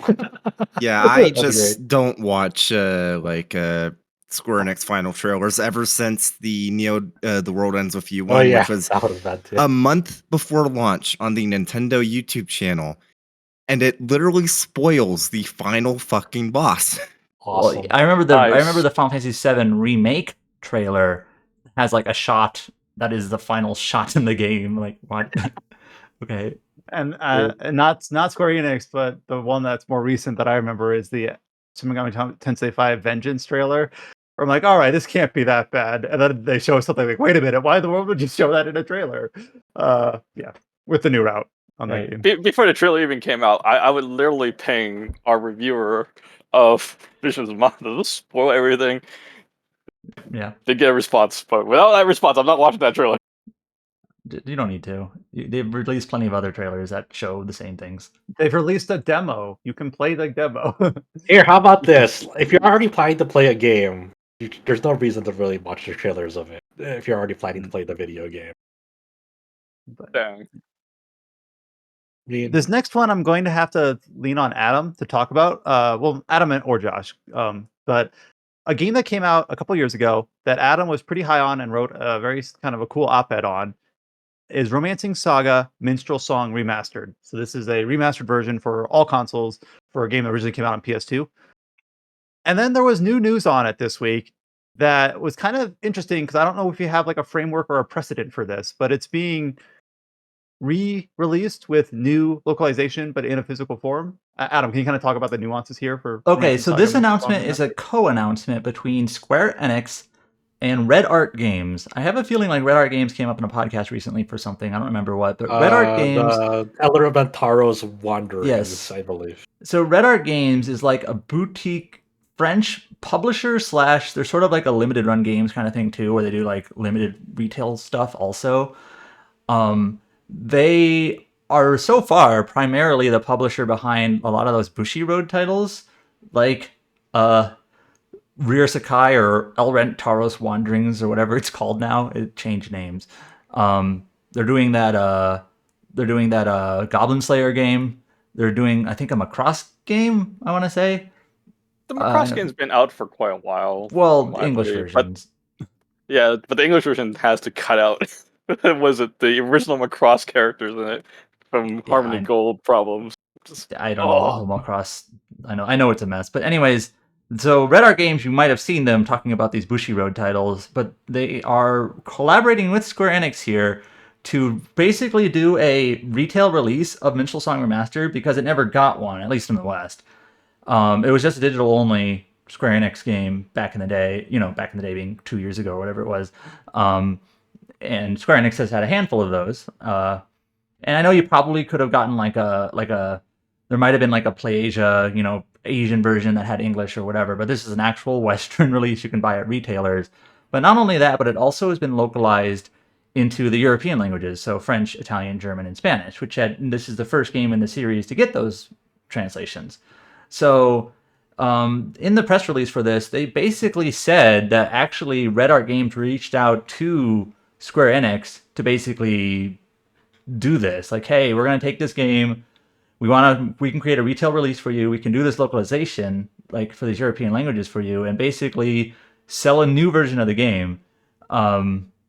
Which is, like Brian said, I think that's kind of unprecedented, where Square Enix has a different publisher like re-release a game and add their own localization to it. The closest thing I can think of is like Forever Entertainment in the Front Mission remakes, because that's kind of taking a Square Enix IP and doing what they want with it. It is kind of it has some caveats though. One, this is basically a new version of the game, meaning the old versions of the games, if you bought them already, are not going to be updated. So if you're living in France and you're like, oh wow, I'd love to play this game in French, you have to buy it, the new version. Old version won't be updated. It just won't. It's a new version of the game. Sorry, I forget if you said this, but I'm just trying to keep it on my head. Is the new version physical only, or is it going to have like a separate? Oh, it listing has on a Steam? digital version also. So that means whenever this comes out next year, when you go to Nintendo Switch eShop and look up Romancing SaGa or Minstrel Song, it's going to show up twice, I guess. You know, unless they like remove the old one from Square Enix. I don't know. There's They no haven't said precedent for that. That never happened. I mean, Square Enix has done that themselves, but this is weird in that we have like a mean, separate publisher with a different version. Anyways, and also this new version with like new languages, not coming to PC at all. It's not. Okay, so that's why you said eShop and not Steam, huh? Exactly. Okay. Now, I don't know if Square Enix has like the rights to take this localization from Red Art Games and say, hey, thank you for the localization services, and we're now have owned that, and we're going to sell this on Steam. I don't know. Or update our Steam version. There's also a mobile version. That's probably not happening. But anyways, it's kind of a weird release. But yeah, it's a new version of Minstrel Song Remastered that's basically, gameplay-wise, exactly the same. It is now available in a physical form in the West and has the European translations. Yeah, it's kind of weird. Yeah, it's very, very odd. I know Red Art Games has been kind of just like popping onto the scene out of nowhere. I don't know. It's kind of odd. Because it's this, Elrontaro's Wanderings, I think. Was it Tokyo Clan Pool as well? No, that was East Asia Soft. Oh, okay. Yeah, you're right. Let me see what else. Let me look up Red I'm Art trying to Games, think what they're showing. Yeah. They have the Sunsoft collection. Oh yeah. Whatever, like That's those 3 Sunsoft games, none of them are really RPGs. Yeah, so yeah, they have the Macross Shooting Insight game coming out in the West. Were they also Goblin Slayer? Yeah, Or was that Goblin something else? Slayer, Elrontaro's Wanderings. Yeah. Yeah. I think Elrontaro's Wanderings just barely came out, like, as well this past week. Yeah. Right? I haven't really heard much about Yeah. it. Look, it's all right. Just play Silent Hope instead. I'm sorry. Okay, well there you go. There's our reporter on the scene. Oh, so I'm on the Steam page for Elrontaro's Wanderings, which came out 2 days ago. It's got 1 review. On Steam it came out 2 days ago. I think it was like 7 days ago or something. Yeah, but it's even then, like 1 review on Steam in 2 days is still, even for a niche game, like that's really, people don't know this game exists. As well, I think. $45, yeah. And the game, it feels like this page isn't even like fully translated, because I'm on Steam right now and it says buy and then Japanese characters. First Ryu Sakai, I suppose. Yeah, like, I it's looked not at even the Steam. Yeah, the Steam portion is like, man, this is really expensive. Really. Yeah. It's a very budget title, to be honest. $45 is a bit too steep for me personally, I would say. You played this game on Yeah. Switch, didn't you? The Japanese version? Yeah. I just wanted to know like the localization quality was like good or not. The story was like very iffy. I definitely did not care for the stuff that happened in the real world. It's like the isekai world is okay, but at the end of it, it's just like, that was it? This game's short and it felt really bare bones to me. Yeah, even the Steam store page for this game has Japanese screenshots. Like, they're not translated. Okay. It's just authentic. I don't know. Now, who wants to cough off $45 to tell us how the localization is? You sound like you volunteered. I don't know. Dang. All right, we got a couple trailers and a couple news bits for the upcoming another big game that we have circled on our calendars. Metaphor, ReFantazio. Of course, this is the new IP from Atlas that's coming out in October, on October 11th. So first, we got kind of a listing of the English voice cast. It's a combination of American and British actors, and I'll be honest, I was not really familiar with most of these names. Like, I looked down the list of the protagonist is voiced. It's Caleb Yen there, who is let's see, what are they from? He's like the main guy in Honkai. He's the main character in Honkai Star Rail, the male version. There you go. So yeah, this is an Atlas game with a full, I think, fully voiced protagonist. Yeah. And then a few of the other names for the rest of the cast are there. Let's see. Stuart Clark is Dion in Final Fantasy 16. Pretty distinct voice there. We have Alejandra Reynoso, who is Neon in Final Fantasy Origin, Changer Paradise. And then a few other names I don't recognize. So I don't know. To me, it seems like kind of fresh blood, kind of not names that at least I'm super familiar with. So it seems like a pretty fun and The coolly voice for diverse cast. Hulkenberg is Kristen Atherton. And when you look up this actor, she's mostly done like audiobooks, like a ton of audiobooks. Oh, that's interesting. And I actually think that's cool. Like, Yeah. for someone to do, acting a character, obviously shared skill set required, but just like a different, sort of acting.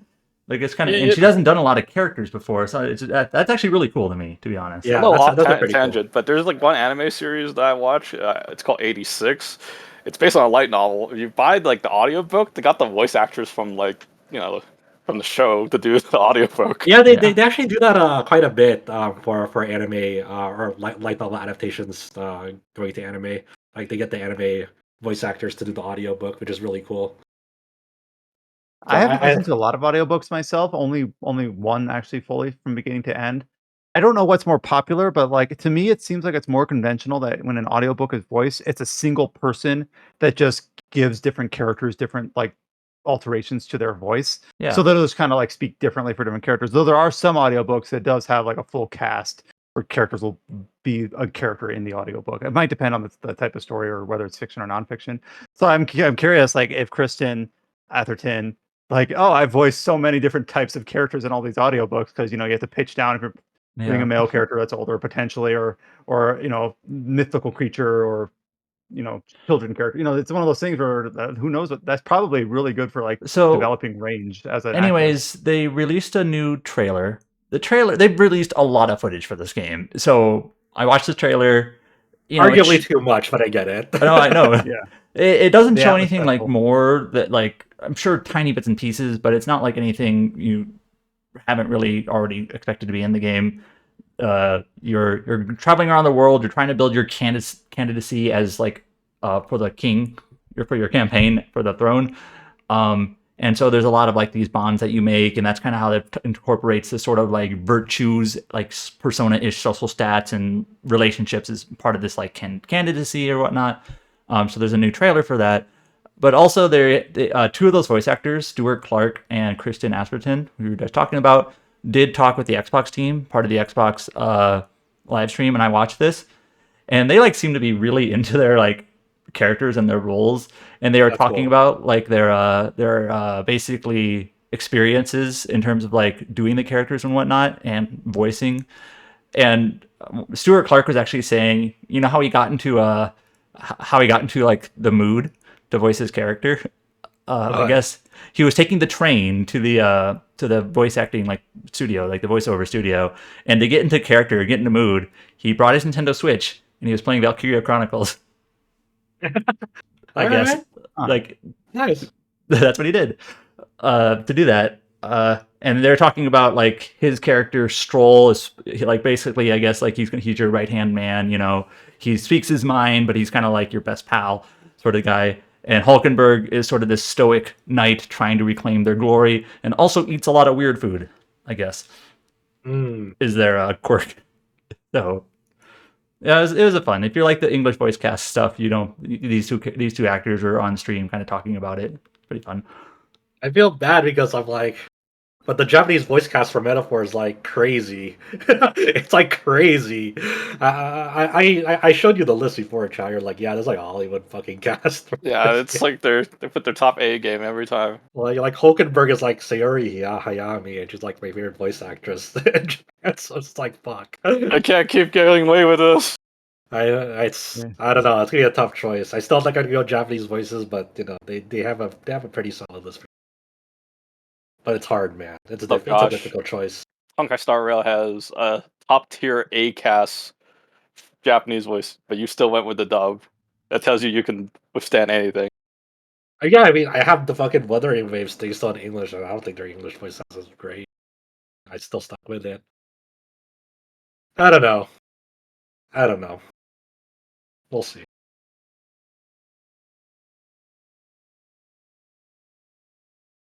So this next one I did not watch, but it's about gameplay trailers for specifically the warrior class for Dragon Age: The Veilguard. I guess these were a snippet of very small trailers that were kind of like then stitched together to kind of give a gameplay overview. So they talk about like gear, they talk about buffs, and they talk about combat. Um, and we talked a little bit about this a couple weeks ago about how the UI is a little bit crowded. So here's some of this a little bit more direct gameplay footage with all the UI in place, all the markers on the ground, and etc. But I can't really speak to it because, like, I'll just admit there was a shit ton of trailers, and I did not watch this one. Basically, they released it's on like the EA blog site. It's like a very long, thorough post. Like, here's everything you'd want to know about warriors, and there's a lot of text too. If you like reading, you kind of go through a lot of the different combat basics and things about warriors also. And then like throughout the blog post, they had 4 different like YouTube videos, like we're talking about different components of the combat. But they actually were kind of smart. I was actually reading this and I was like, man, it kind of sucks that this gameplay is actually separated into 4 separate videos. But even at the end of the blog post, we're like, we put all these clips all together into one video for convenience. And I was actually like, thank you. This is actually nice to have it just one video with all the different footage kind of all at once. And Josh linked it in the other channel here. And I kind of wish they showed this when they showed off the game at Summer Game Fest, in terms of like actually seeing like, here's combat with a class, with a character, with a full party, with, you know, a full suite of abilities, rather than what they did show at Summer Game Fest, which is sort of like the very first level with you literally one skill, very cinematic and tutorialized. I think in a glance, Not the greatest vertical slice. yeah, I think in a glance, the combat looks good. You know, action combat. It definitely is Mass Effect-ish, where you basically pull up a reticle to tell your allies like what you want them to target, who you want them to, what skills you want them to do, and whatnot. It showed, you know, different like buff abilities and, you know, like doing this attack does a certain sort of status or whatever. I think that all looks good. Basically, my primary concern at this point, you know, first of all, you don't really know the combat till you play it, but also it's like I really hope it's more than just like level design is more than just like battle corridors and like, Yeah. you know, little battle, you know, sections of a linear path, which, you know, this footage doesn't, you know, show one way or the other. It's kind of hard to show that, but it's more that larger structure that I'm curious about. Yeah, like Final Fantasy 13, I thought had good combat too, but you know, when it was just hyper linear like that for most of the game, like I hope this is not just Octopath dead ends. Like, oh, clearly there's I should go on this very short fork that clearly dead ends over there, and then go back to the combat on the main fork. But yeah, I kind of want to see some of that midterm gameplay rather than just moment to moment. I do think it's definitely a better showing than what they showed It before, is a though. way, yeah, definitely a way better showing than like what their reveal was. So, I'm with you, Adam. They should have fucking shown this. Like especially like the skill tree stuff, and you know, some of the itemization stuff is like interesting, at the very least. But it's just like, but the UI fucking sucks in the middle of combat, man. It just blows. Especially when you're pulling up like the ally wheel to tell them what to do. It just looks like a mess. But you know, I don't know if there's a better way to fucking do it. Surely there has to be. It's okay, you know. They have a big emphasis on like, hey, there's a stagger bar on enemies, and then when they have no stagger bar, you can press a QT or a button prompt to do big damage to them. There you go. I You know the stagger system is cool and stuff, but you know what I'm really glad about? Wukong did not have a stagger bar.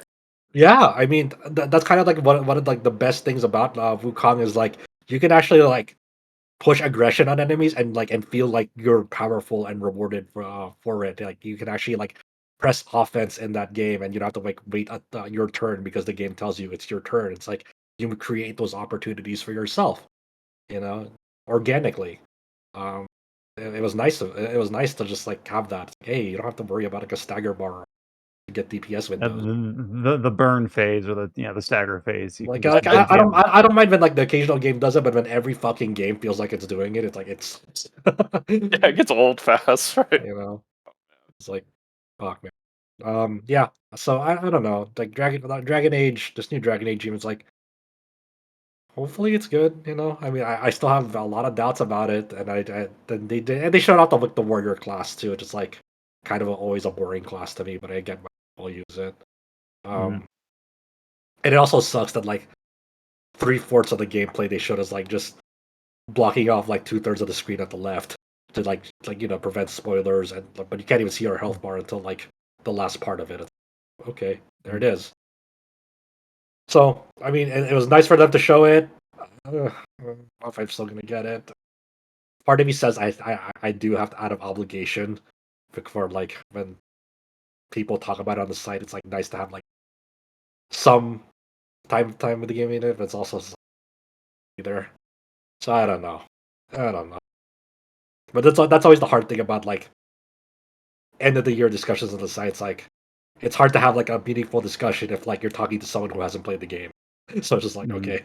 So I'm just like talking to like almost a blank slate. It's like I have to convince you that this game is good, even though you haven't played any put any time into it. It is always the hard part of it. Hey, you just so you know, you've done that successfully to me on multiple occasions. It was end of Is the year Megaton talks Musashi that I actually got. good? Hey, Oh yeah, I that's think it's not one. good. I think it's good. I I was gonna convinced somebody say, else to buy it, but I didn't buy it for myself. Am I in the wrong here?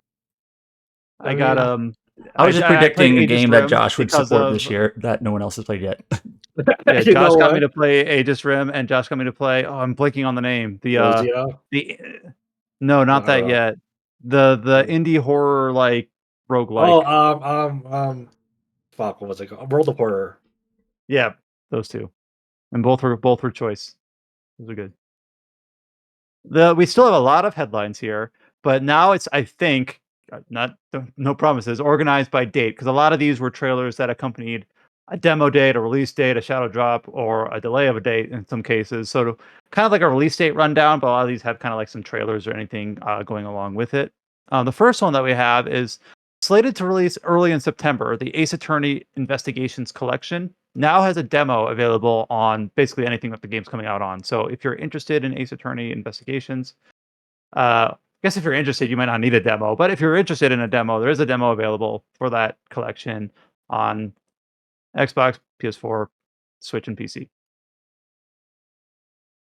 Let's see. We also have a new demo available soon for the upcoming Card-en-Ciel. This is the card battle RPG coming from Inti Creates, slated to release in October. So the demo will come out in a couple weeks on September 4th.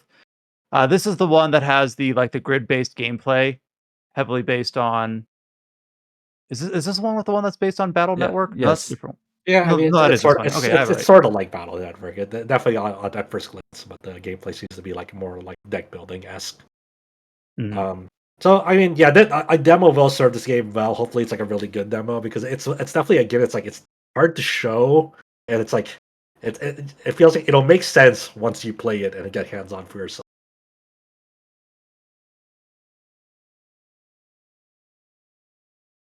The next one, Adam, you might be able to speak to this one. Towerborne. This is the game from Stoic, the developers behind Banner Saga. It's the free-to-play service Castle Crasher like. It's So we didn't know it four-player until up cooperative. until this point. Yeah. Yeah. So kind of cooperative beat 'em up gameplay.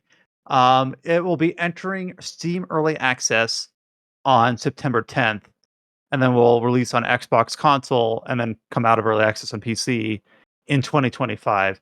Adam, you got to see this game just last week, right? Was it this one? Yeah. I don't think I've actually shared this on the podcast yet. But basically, last week or earlier this week, I went to LA. They kind of had an Xbox event there that was sort of like, hey, we're gonna have just kind of a local mini version of what we're showing at We Gamescom have in Gamescom at Germany. home. Right, Gamescom at home, literally.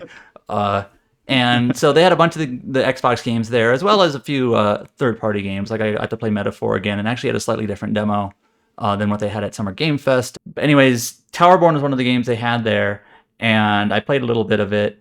And so like we only got to play like a single level, and it's kind of what you'd expect for one of those side-scroller multiplayer beat 'em up type games. The ones that come to mind for me are Castle Crashers or like even like the Teenage Mutant Ninja Turtle games. like the arcade games or some of the newer ones, and they actually said explicitly both of those were like inspirations for this, and it seems fun enough.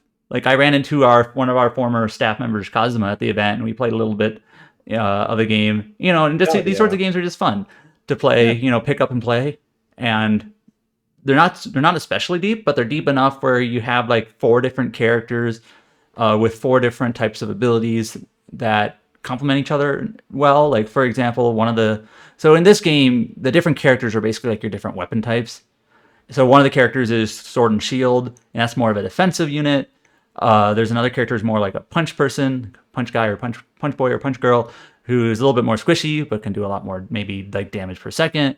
There's a War Club guy who has a sort of like a super armor where he doesn't flinch. He'll take damage, but he won't get interrupted as much, and so on. There's the last character is like a dual dagger sort of thief type person, and it's fun.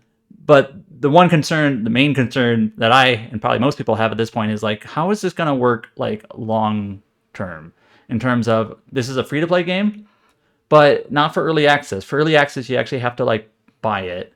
You buy like a founder's pack, and that's what gets you early access. So it's not free to play in early access in a way. But once the game That's is a little really bit hard sell. Yeah, it's a little weird. But once the game comes out next year, like in full, it'll be free to play.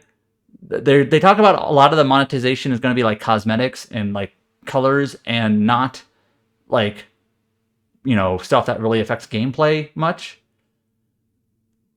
But there's no specifics on it. Yeah, so it's hard to say. Like how is this? I think it's like one of those games that like at first glance it looks like Castle Crashers like hey one and done like very simple game that like people will get to like have a lot of fun with together like multiplayer wise.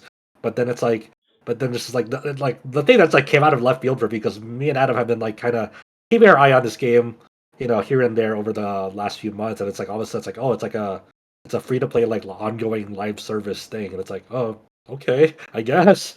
And they had to like and they published like a very lengthy blog post of like why they went this decision, why they went this route, and like tried to like assure players that like it won't fall into like the common free to play game pitfall traps, and so forth. It's just like it's hard to like imagine like what to think about this game. Yeah, and also I kind of get it, but it's also a little bit concerning to me. Like the blog post itself, which it's public and we posted about it, as well as what the developers were saying there at this event that I went to. They're really hyper focusing on like we're going to create a dialogue with the players. We're going to listen to feedback. We're going to implement changes based on feedback. And feedback is extremely good. Like I think you definitely want some feedback, but it almost felt I feel like you don't want to like bend over backwards to cater to an audience either. Yeah. And it's kind of like it's on the same way as like when Riot Games ran its 2XKO beta, like the fighting game based off League of Legends, and they had like a similar sort of statement that they came out with, like they're like trying to like gonna listen to feedback and like gonna work with players and because they had a lot of concerns with this like beta. That's showing a very very very early build of the game, like in development. And like they kind of fall into like the same similar line of like where at some point there has to be a vision for the game and just can't be feedback. That's actually I was actually thinking that like I didn't want to be too heady, but at some point you're going to be like you kind of should have. This is going to sound like obviously I'm not a game developer, but like I feel at least from an outsider that you should have a vision for your game. You kind of know what you want it to be. Not everyone's going to like it. So if you try to incorporate feedback to such an extent that it compromises that. And we've kind of seen that happen in some places, so it's not like unheard of. So at some point, you should say like, no, this is what we have in mind. This is our game. There's going to be friction here that not everyone will enjoy this, but we will take feedback into account. But it's not really that fine a line in terms of like bending over backwards, as Adam said. At some point, like when your game becomes so much about feedback, it's a game for nobody. Then. Yeah.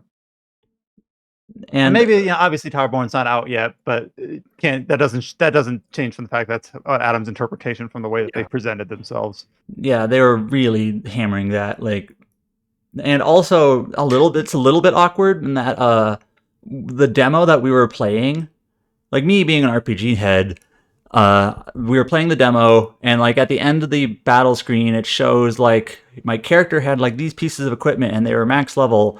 And I was like, how does this work? What this equipment system works? And they were like, actually, that's the old system. That's not how it's going to work anymore. Which sort of felt weird to me. Like, okay, this game, this game is releasing in early access in like less than a month, but this demo you're showing is already like, I guess, severely outdated. That reminds me of when I played Deca Police last year at TGS, and I walked up to it, and it's like, this battle system is completely different from the reveal trailer. Yeah. But especially in this case, it's like literally I'm playing a demo less than a month before it comes out in early access, and it's like this demo's like equipment system is it's totally different now. Like like how hot is this coming in terms of just your actual just design of the game systems? I don't like. I don't want to be too cynical, but it's like how, they said it's more going to be like a rarity like loot system, like a Diablo. Literally what they said, where like rather than leveling up equipment to a strong extent, you're more just like playing a level and getting upgraded equipment. I don't know the details because they weren't there. But yeah. All right. So and like basically long preview short, like the moment to moment gameplay seems like a fun co-op brawler. Nothing too fancy. Seems just involved enough that it's not mindless, but you can play it, pick it up with friends and whatnot. But it's just all the like pricing and model and longer term game structure stuff like is a big question mark. And I'm going to be writing a preview on this, which will basically just be in text what I'm saying here. So, are you accepting feedback for that preview? Only from Brian.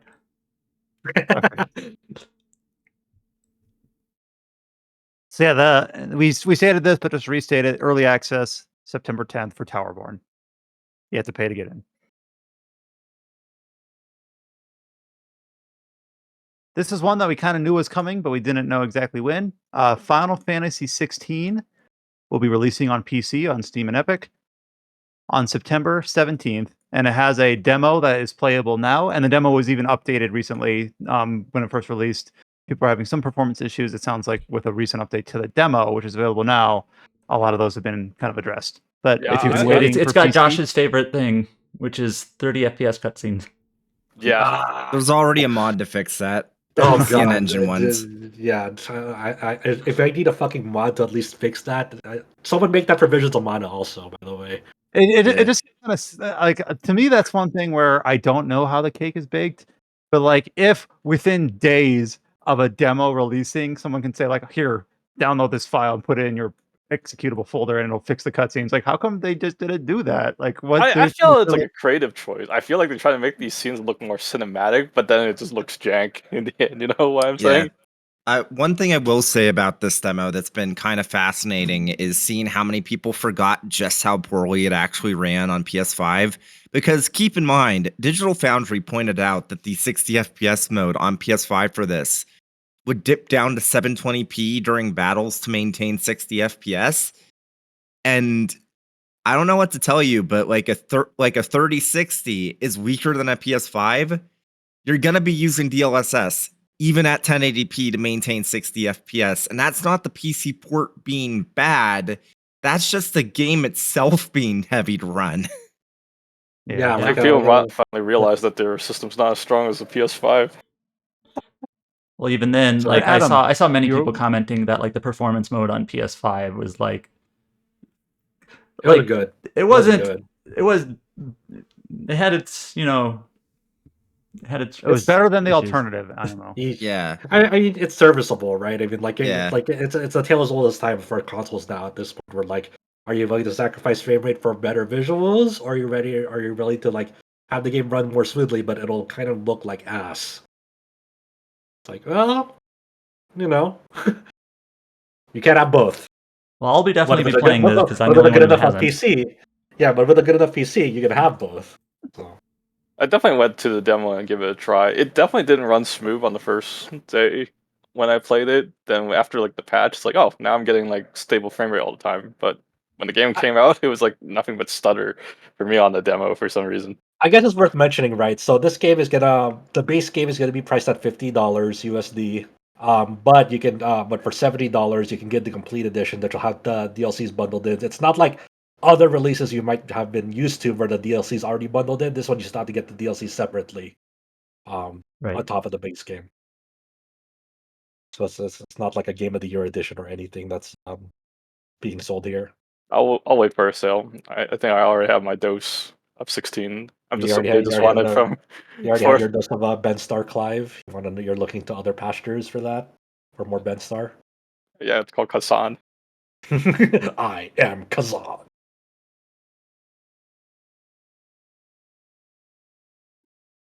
Here's two games that Adam. I think you played these both in person. You wrote up a feature around Summer Games Fest time where you looked at 5 different titles around Yeah, I that played time. all of them. One of them was Well, except one. okay, perfect. That's what I thought. Okay, you I just didn't changed play your mind. the Anyway, I didn't play the Happy Bastards one. That was more of a presentation. oh, that's right. But these two you played. So one of these is so these two games really aren't intrinsically linked. I kind of have them linked here because you covered them at around the same time at Summer Games Fest. So this first one is called Fera, the Sundered Tribes. This is from the team behind Star Renegades. It's like an open world kind of survival monster hunter like, if I remember right. It's you play this around the June timeframe. It will hit Steam Early Access on September 17th. Nothing So I else guess the coming out same that day as day. yeah. So Adam, are you gonna play this or are you gonna play Final Fantasy 16 finally? I mean, I wouldn't. I don't know if I'm that interested in Fera overall, but even if I was, I'd just wait until it's full release. You know, not really interested in early access release of it. Like, look, Adam already has at least like a permanent debuff on that studio, because like I really like the pixel art Star Renegades, and it's not that. Yeah, So. yeah. I get And then the other one, Robots at Midnight, was another game that you played on at Summer Games Fest. This one I forget more of the details on. This but it one has a is demo this one is available like a now. very light-hearted, very cartoony, very light Souls-like. And I mean Okay. Souls-like in that, like, yeah, the enemies respawn and you can use your like, EXP as like an EXP source or money or whatever, whatever. They literally said when I talked to them that it's meant to be more of a like a kid Soul-like. No, that's not verbatim what they said, but it's meant to be very lighthearted and whatnot. But Yeah, like that makes sense. Like these gameplay mechanics don't immediately have to be something really hardcore. They can be something casual. Like yeah, that's right. true. And that one, like I said, demo available now. Pharaoh, the Sundered Tribes, Steam Early Access on September 17th. I know Fera had at least it's had several demos. I don't know if one is currently available, but it shows up for those Steam festivals. It feels like this more and more often the Steam demos are more long term now. I remember Yeah. a lot of them still are. A lot of them still are limited during the festival time, though. So I guess Yeah, it's look, still I'm looking on limited. Fera's From what I page understand, now. It doesn't have a demo, but it did. yeah, from what I understand, Valve actually tells like developers that if their game is close enough to launch, to keep the demo up, especially if it's gotten like good metrics, which makes sense. So. Here's just a console port release date. This is for, I hope I pronounced this right, Toho Genso Wanderer Foresight. It was originally released on PC back in May. It will release on PlayStation 4 and Nintendo Switch on September 18th. Who's our biggest Toho fan? Is it Chow? Probably me. Beating Have you Perfect played this Cherry one? Blossom. What is this one? Is it, oh, it's a roguelike. It's a roguelike, but I only play the main games where it's a bullet hell. I don't touch the spin-offs. It's up for the fighting game. The fighting game I What have about the touched. cooking one? Oh yeah, the cooking one does count too. I only play the main games. Yeah, the cooking one. I don't play the roguelike spin-offs, which this one is, or whatever. So what? Next thing I hate RPGs. I'm like, oh, relatable. damn. Somehow I become the guy that reviews Toho games in the future. Is that what happens? Yeah, along with Fairy Tail. Oh no.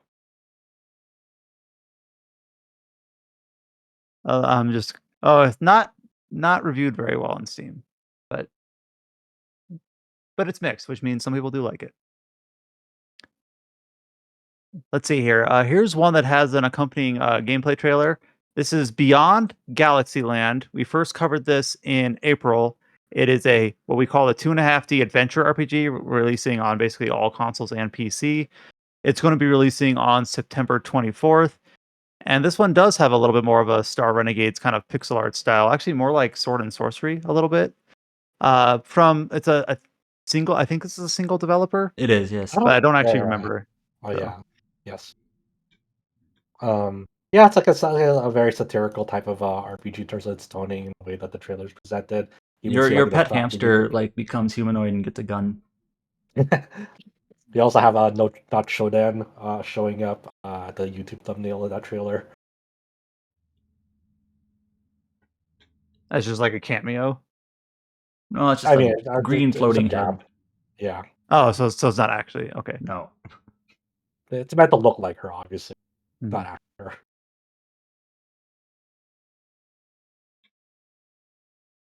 Here's another one from I think another single developer that we also covered earlier this year. This is the Nameless.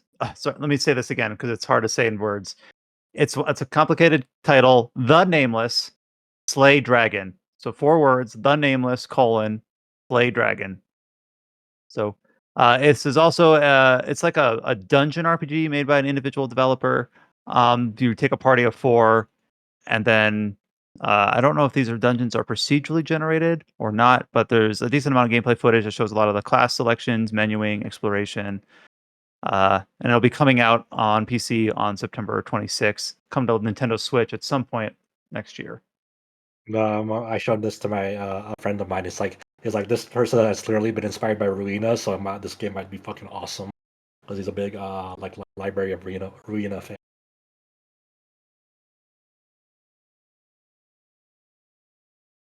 Here's one that has a release date that we talked about earlier this year. This is an indie game that's very, very clearly and overtly inspired by Skies of Arcadia. Sky Ocean's Wings for Hire will be releasing on all platforms on October 10th. This is from a Chilean studio in Santiago. Mhm. It seems like For me, unfortunately, it seems like this one is pure like dogfight turn-based RPG. So Skies of Arcadia had also more of a traditional turn-based mode too, with Like like character based. Yeah, but this game is like purely like all your combat are like these like turn-based dogfights.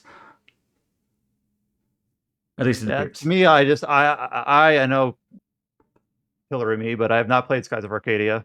So I don't have that nostalgia. And then like the art style here just really doesn't do it for me. It Understandable. feels real. You don't like the It feels triangle like noses? It feels like really like mid 2000s Nickelodeon or something, like super duper Cal Arts. I don't know how to describe it. Like it's fine, it's just not my preference. But coming out on October 10th. You're saying you wouldn't play a turn-based Red and Stimpy RPG? See how it That goes. depends on whether it's didn't Ren and Stimpy have like 2 runs, like one that was like on Nickelodeon and one that was on like Adult Swim or something like that. The Where it good got run. Yeah, so that one completely depends. Another October release.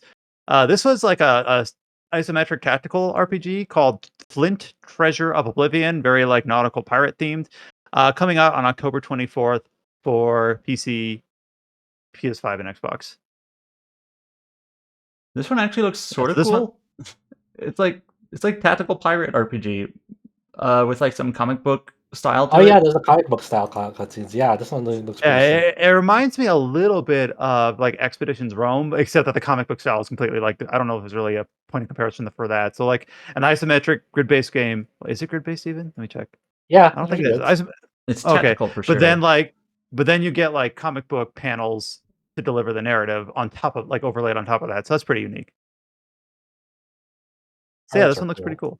Yeah, if this wasn't releasing like at the end of October With when everything everything else is else. releasing, bad release date for me. Here's the one that I accidentally teed up too early. But yeah, November 20th, Genshin Impact launching for Xbox.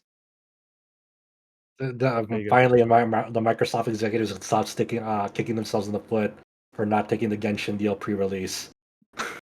So And then hopefully when does Genshin come out for Switch? What? I don't know. Ask the Good tweet that question. made it. When the Switch 2 comes out, whenever that is. I think that kind of covers us for specific release dates. So the rest are more delays or go into 2025 general release windows. So here's one that's kind of interesting that maybe I'll hand over to Josh. Explain this headline, Josh.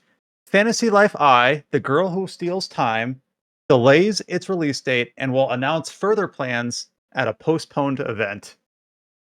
Feels pretty clear to me. Yeah, So it's just very basically, specific. Okay, yeah, I here's an know. alternate release or alternate title. Uh-huh. Fantasy Life I has been indefinitely delayed. It will be announced at an indefinitely delayed event. There you go. It's that easy.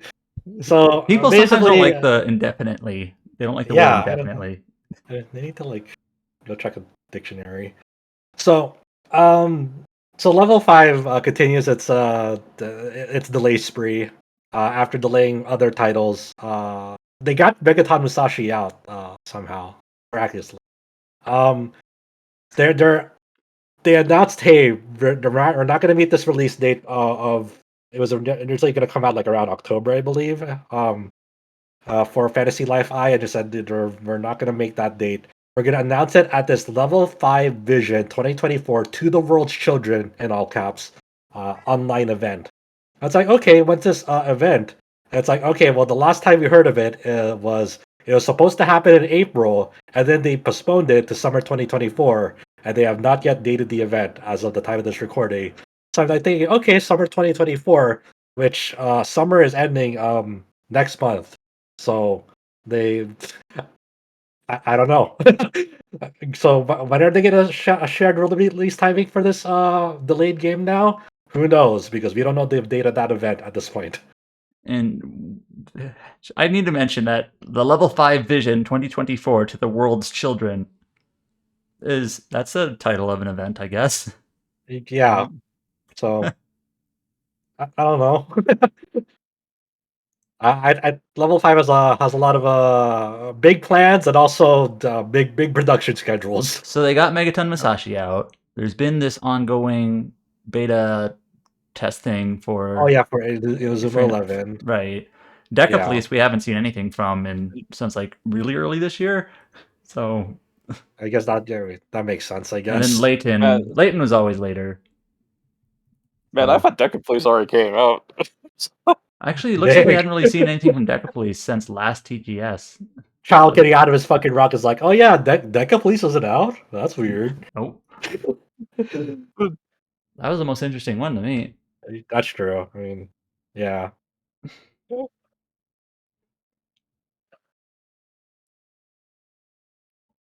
Here's another one that's for this winter. They actually say, okay, let me just not bury the lead.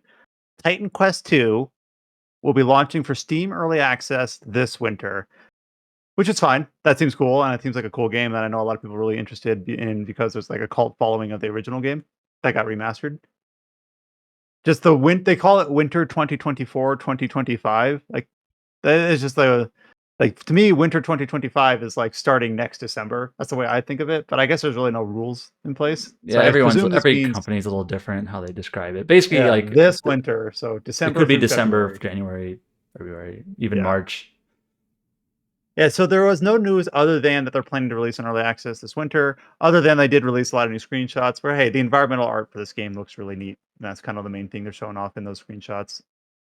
So Yeah, I mean, hopefully, it comes out like, I'm sure it's gonna be early access, but hopefully it's a meaty early access. Make the case right away. in February 2025, we're going to get Tales of Iron 2: Whiskers of Winter. This is the action RPG where you play as a rat. Yes. I was just like, it's a rat or a mouse. Rats are good. Shrew. Frogs are bad. Okay. There's the Geralt's voice actor, right? Yes. Yes. I always make note of that. The rat game where frogs are bad. It's voiced by Geralt. And then another game that got delayed into 2025, Vampire the Masquerade Bloodlines 2, which was originally slated to release this fall at some point, has been pushed back to first half of 2025. Adam gave me some shit, and I get it, and it's funny, but so I mean, the original release date for this game was sometime, was it 2020? I think they or just said whatever? late in 2020. Yeah, They said that. and yeah, but then obviously we're talking about the current Bloodlines 2 that was inherited by the Chinese room developers, the Chinese room, which had which is a original British release developer, date. by the way. Yeah, which had an original release date of fall 2024, which is now being pushed back to the first half of 2025. Obviously for polishing issues, and now the extra time allows them to add in some more stuff, like maybe more new endings. I don't mean to be too cynical, but this game, it's hard to be positive on when it's like literally changing developers. Like the original creators who had ties to the original Bloodlines game were like kicked off. A lot of the updates they've been showing for this game for the longest time didn't have any like screenshots. It was all concept art and text, which concept art is great, but eventually you got to actually start showing what your game looks like. And then they sort of started showing what the game looks like, but not so much. And also, like the Chinese room last couple of games were not received that well.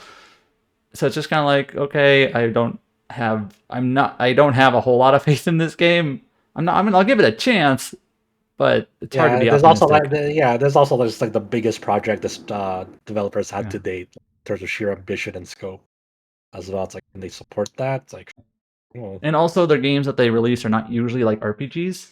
So that does make me curious. So, like, the new developer is the Chinese room. The old developer was Hardsuit Labs, and like, is Hardsuit Labs still exist? Like, are they working on things, or what are they doing? I'm just curious.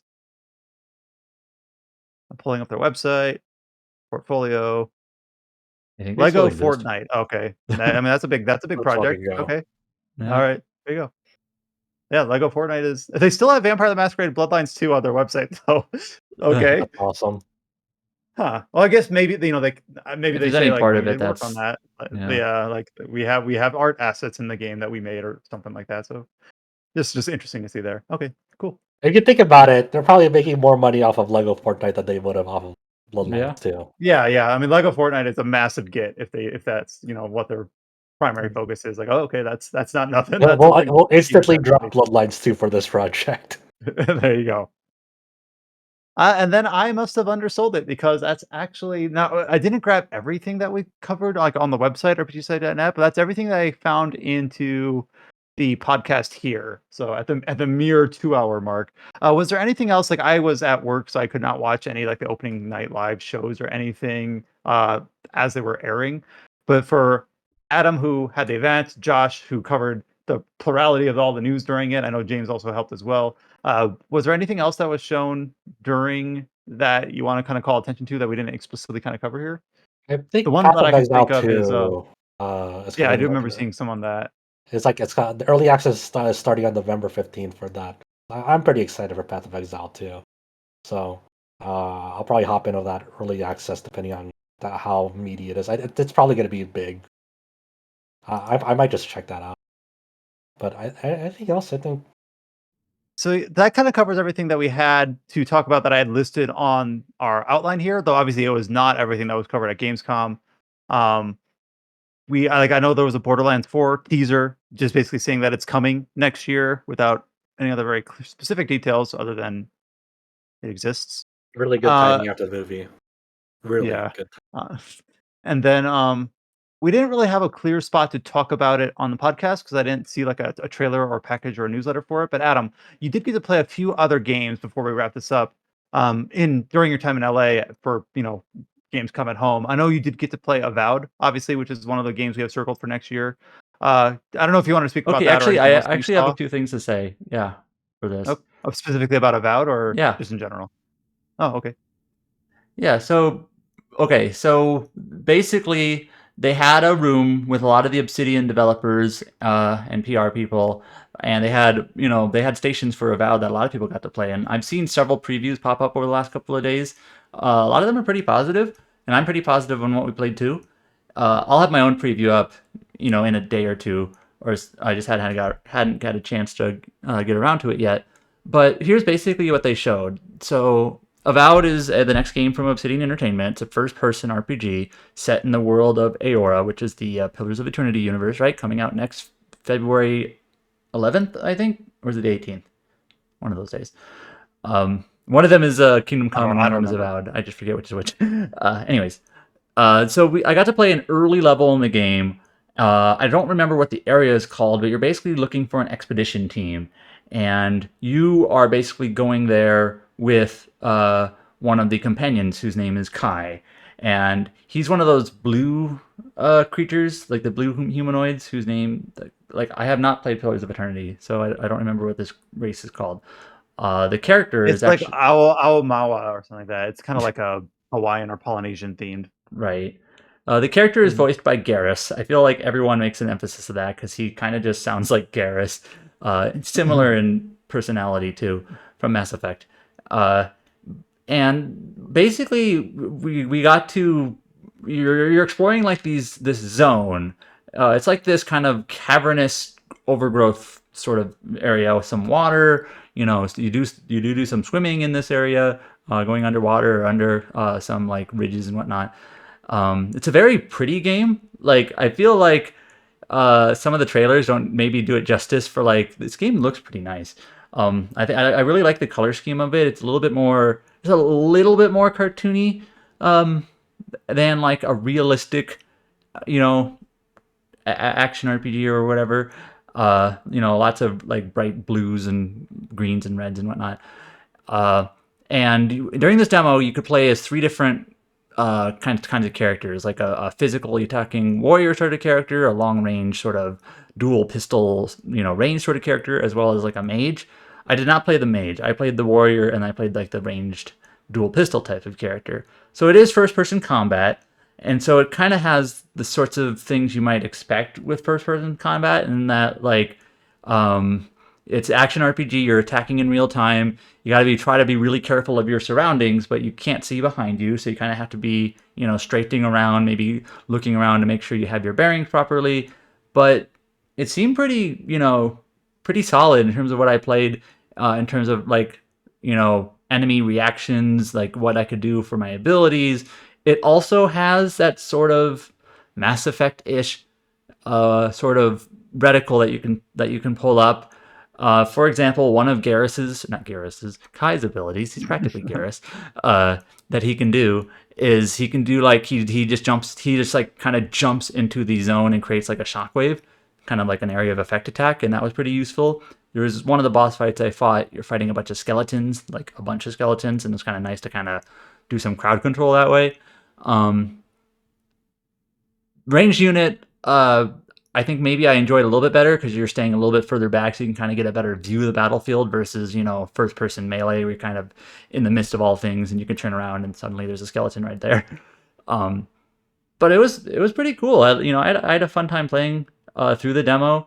There's also just cool small things that aren't, maybe not that interesting, but like there was actually a point in the demo where I'm fighting as my melee character, and Kai actually says, like, kind of shouts out, "To your right!" And I actually turned right, and there was a guy about to attack me. Like, oh, thank you, companion, for warning me that I was about to be attacked on my right side. I thought that was fun. But Now, you had mentioned in an earlier preview that, and correct me if I'm misremembering, but the game is also playable in third person, right? I actually forgot about that. I didn't play it in third person at all, and I didn't even try. Okay, I'll give my next question. Yeah, this is the sort of game that I would too also play it in first person, but I remember that was kind of like a big thing. It's like, yeah, no, you can play it in third person from the earlier summer showcase. So I was just curious if you tried that, but you played in first. That's just fine. Yeah, and so like the level itself, you meet this is some of the more RPG-ish elements of it. You meet like a young traveler part of the expedition, and he's poisoned. And you have a couple of different, options here of what you can do with him. Of course, you can help him, or you can just kill him if you're evil and deal with stuff. And so, there's a little bit of stuff there, and Kai kind of comes into this dialogue and has his own, kind of chimes in about what he thinks. So it kind of feels very Western RPG in that respect. There wasn't anything explicitly about like rapport with your companions in terms of like he approved of this or not or whatever. I didn't see anything like that. So I don't know exactly how that might play. I know there's no romance in this game, but I don't know how else that works. I don't know if there's any sort of companion affinity or anything like that. And And then we got to a later part of the demo. You meet a kind of like a golden sort of demigod idol person. I think they're called like God Touched or Godlike or something like that. This is a Pillars thing. So feel free to chime in, Brian, if this makes sense to you. But he I think it is God Touched, but it's foggy. It's been a while. I think it's Godlike. I might be wrong. But anyways, this part of the demo, this character starts talking about a bunch of different like world building things in terms of like the different gods, and your character doesn't quite know like what like you are in terms of like your god touch, but I guess you don't know like the circumstances behind it, and you're trying to learn more about it. And this character actually starts talking about like some of the gods, and he actually mentioned a thing like this one god did something in Deadfire, like the Deadfire archipelago, and I'm like, aha, that's a Deadfire reference that I totally missed because I don't know what you're talking about. And there were a lot of proper nouns, and I was a little bit. Wheel. Sorry, is that it? Was it Aothis? Aothis, yeah, because I guess this guy was a god touched. He's like Aothis is god touched or one of them. I don't know how this works. I haven't played these games. So I actually think I tweeted like I played Avowed and it makes me want to play Pillars. One, because I actually liked what I played and like, hey, maybe I should play these other games that are in the same universe. But two, like especially in this conversation that I had in this demo with this guy, his name is like Saragon or something like that. He's a new character, but there are a lot of proper nouns talking about the world and talking about events that clearly happened that I'm supposed to like know. And I'm not saying I like have to know them, but it's like, man, I wish I wasn't missing the context on this. Yeah, that's what I was gonna ask. Like, okay, so you're coming at this from a perspective that I presume a lot of players are gonna be like I haven't played those Pillars games, especially Deadfire that sold like crap. Just being honest, and well, your character doesn't know about what happened either. So that's a good way to frame it then. That way they can kind of tee you up and the player doesn't have to know, but if they do know, they can be in the know, so to speak. But yeah, there was just a bunch of talk about like the world and the gods and something that happened in Deadfire and whatnot that I was just sort of like, you know, I kind of wish I had the context. I don't think you need it, and I'm sure if you play the game from the actual start, it probably clues you in a little bit better. But it definitely is not trying to divorce itself too strongly from the Pillars games. So, and there is actually a handful of things you can do with this guy. This guy, he asks you to get a relic from like later down in this like cave-ish shrine area that you're in. And in one of my playthroughs, I actually ended up killing him. Not intentionally. What accident? He has a bunch of like devices around his like little base that you can affect with like your lightning abilities. And I was just like, what do these do? And he's like, please stop touching that. But I didn't listen to him, and I kept messing with him, and then he attacked me. Then I attacked him back and killed him. And he gave me a cool fire sword. So I was like, oh, I don't know if I was supposed to do that, but I got a sword out of it. That's true freedom. And then in another playthrough, the other playthrough I did, I actually helped him and, you know, didn't get his sword, but, you know, maybe I benefit later. I don't know. How long did you have with the game then? I guess multiple playthroughs. I played it twice. I played the demo twice. You had an hour. But how, I was gonna say like how long did that take you? But you said an hour. It was like slightly more than an hour. Oh, okay, cool. And I guess there's actually a way to like maybe anger him, but then talk him down. Or one of my friends at Digital Trends was talking about that. I'm like, oh, I definitely did not talk him down. I just killed him. I murdered him. And then apparently the expedition team that you're sent to find, apparently, at least in my demo, nobody found them. They're there. You can find them, but I guess they're hidden. And like you can just totally miss them. And I didn't find them in my first playthrough, probably because I killed the guy and I didn't get far enough. And I didn't get far enough my second playthrough to even know if I missed them.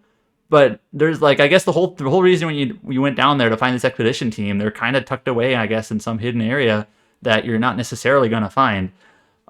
So like stuff like that, stuff like the different ways you can treat this godlike person that you meet, the different ways you can treat the one expedition guy that you meet early on, the different class types that we touched on, you know, that we could play through, you know, some of that like role-playing freedom seems really cool to me. And I know some of the other previews I've seen have been pretty positive on it. obviously it's hard to say, what the longer term structure of the game, if that's going to work, how well it's going to work, or like maybe the larger stories or the character companions that you're, that you're meeting, how well are they written and Well, whatnot. I remember. I forget if it was this summer or last winter, but I remember them saying Obsidian being like, "This is not a Skyrim like this is like Outer Worlds," and they meant in terms of like framing of how the game is structured. But of course, Outer Worlds is kind of received lukewarm, so it's not always the best point of comparison. Like, oh, Outer Worlds, why are you comparing it to that? I didn't like that game, but they meant more in like a small number of zones in a story that doesn't take 100 hours to beat. That you can approach in kind of like a guided fashion, but you do have some say. I remember them making that point of comparison and trying to like Yeah. say like no in terms of framework, that's what the sort of game it is. But yeah, I'm actually sort of glad it got pushed back to next year because it gives me a little bit more time to play the Pillars games. And Right. obviously a lot I of the might play people them too. there. I feel were bad when you're like, is it God like a God touch? I'm like, I don't remember. It's been too long. A lot of the people there, of course, were big fans of Obsidian games, and I am too. I've played a lot of them. I just haven't played Pillars. Actually, one of the people I met there, he was telling me, I don't know if he was just, maybe exaggerating, but he's like, oh yeah, The Outer Worlds was my game of the year 2019 or whatever it was. He really loved I it. mean, that's valid. And a lot of people loved Deadfire. I could tell, a lot of people Yeah, saying, Deadfire was one of those somewhat rare, critically acclaimed commercial flop sort of things. Yeah. anyone who's a Josh Sawyer fan seemed to love Deadfire, of course. So he has nothing to do with Avowed, besides maybe some general consulting, but Deadfire was one of his projects for sure. Yeah. And yeah, I'm really eager to play more of this. So. And was there anything else that you got to see in your time in LA as we close this up? Oh yeah, so they had a handful of different demos there. They had Little Nightmares 3 from Bandai Namco. They had Ara History Untold which is also another Microsoft Grand Strategy game. I hung out with some of the Bandai Namco people for quite a bit, just because why not? They had some German inspired drinks and whatnot. It was kind of a laid back, cozy little preview event, but it was fun. Cool. And then, of course, next week, Josh will be over in Seattle to cover PAX West, and Yeah. we'll wrap back up with him in 2 weeks, I presume, then to talk about that. Though, so like I said, we'll be a little bit shorthanded next couple weeks for various couple reasons, but we'll still hold this podcast. And if for some reason we learn that we can't make it happen, we'll obviously let people know on our social media pages. So you should find us on any, Twitter, Facebook, all the things. Just RPG site, you should be able to find us on one of those. Join our Discord, discord.gg/RPG site. Hit the link at the top of our homepage. Visit our homepage, rpgsite.net. That's where we cover all the news in written form and have all the trailers linked and all the screenshots shared if you want to follow any of these games. And we'll obviously wish Josh well on his trip to Seattle. It's not too long of a trip for you, right? You live in the So suburbs? it's nearby. It's not that Gotcha. true. And then I know Scott's going there as well. He's not a podcast participant, but he might put up a few previews also. And then we'll wrap back up when they're back in town later in the summer or early fall. You can read up the review for Rogue Traders up on the site. We also have some previews coming imminently. By the time this podcast is published, they'll either be live or soon to be live from Adam's time in LA from Gamescom. And if there's nothing further on the docket, anything else before we close this out? Can't wait to eat. Yep, need to eat food. There we go. All right. Until you hear from us next time, stay safe and take care. We'll talk to y'all later. Later.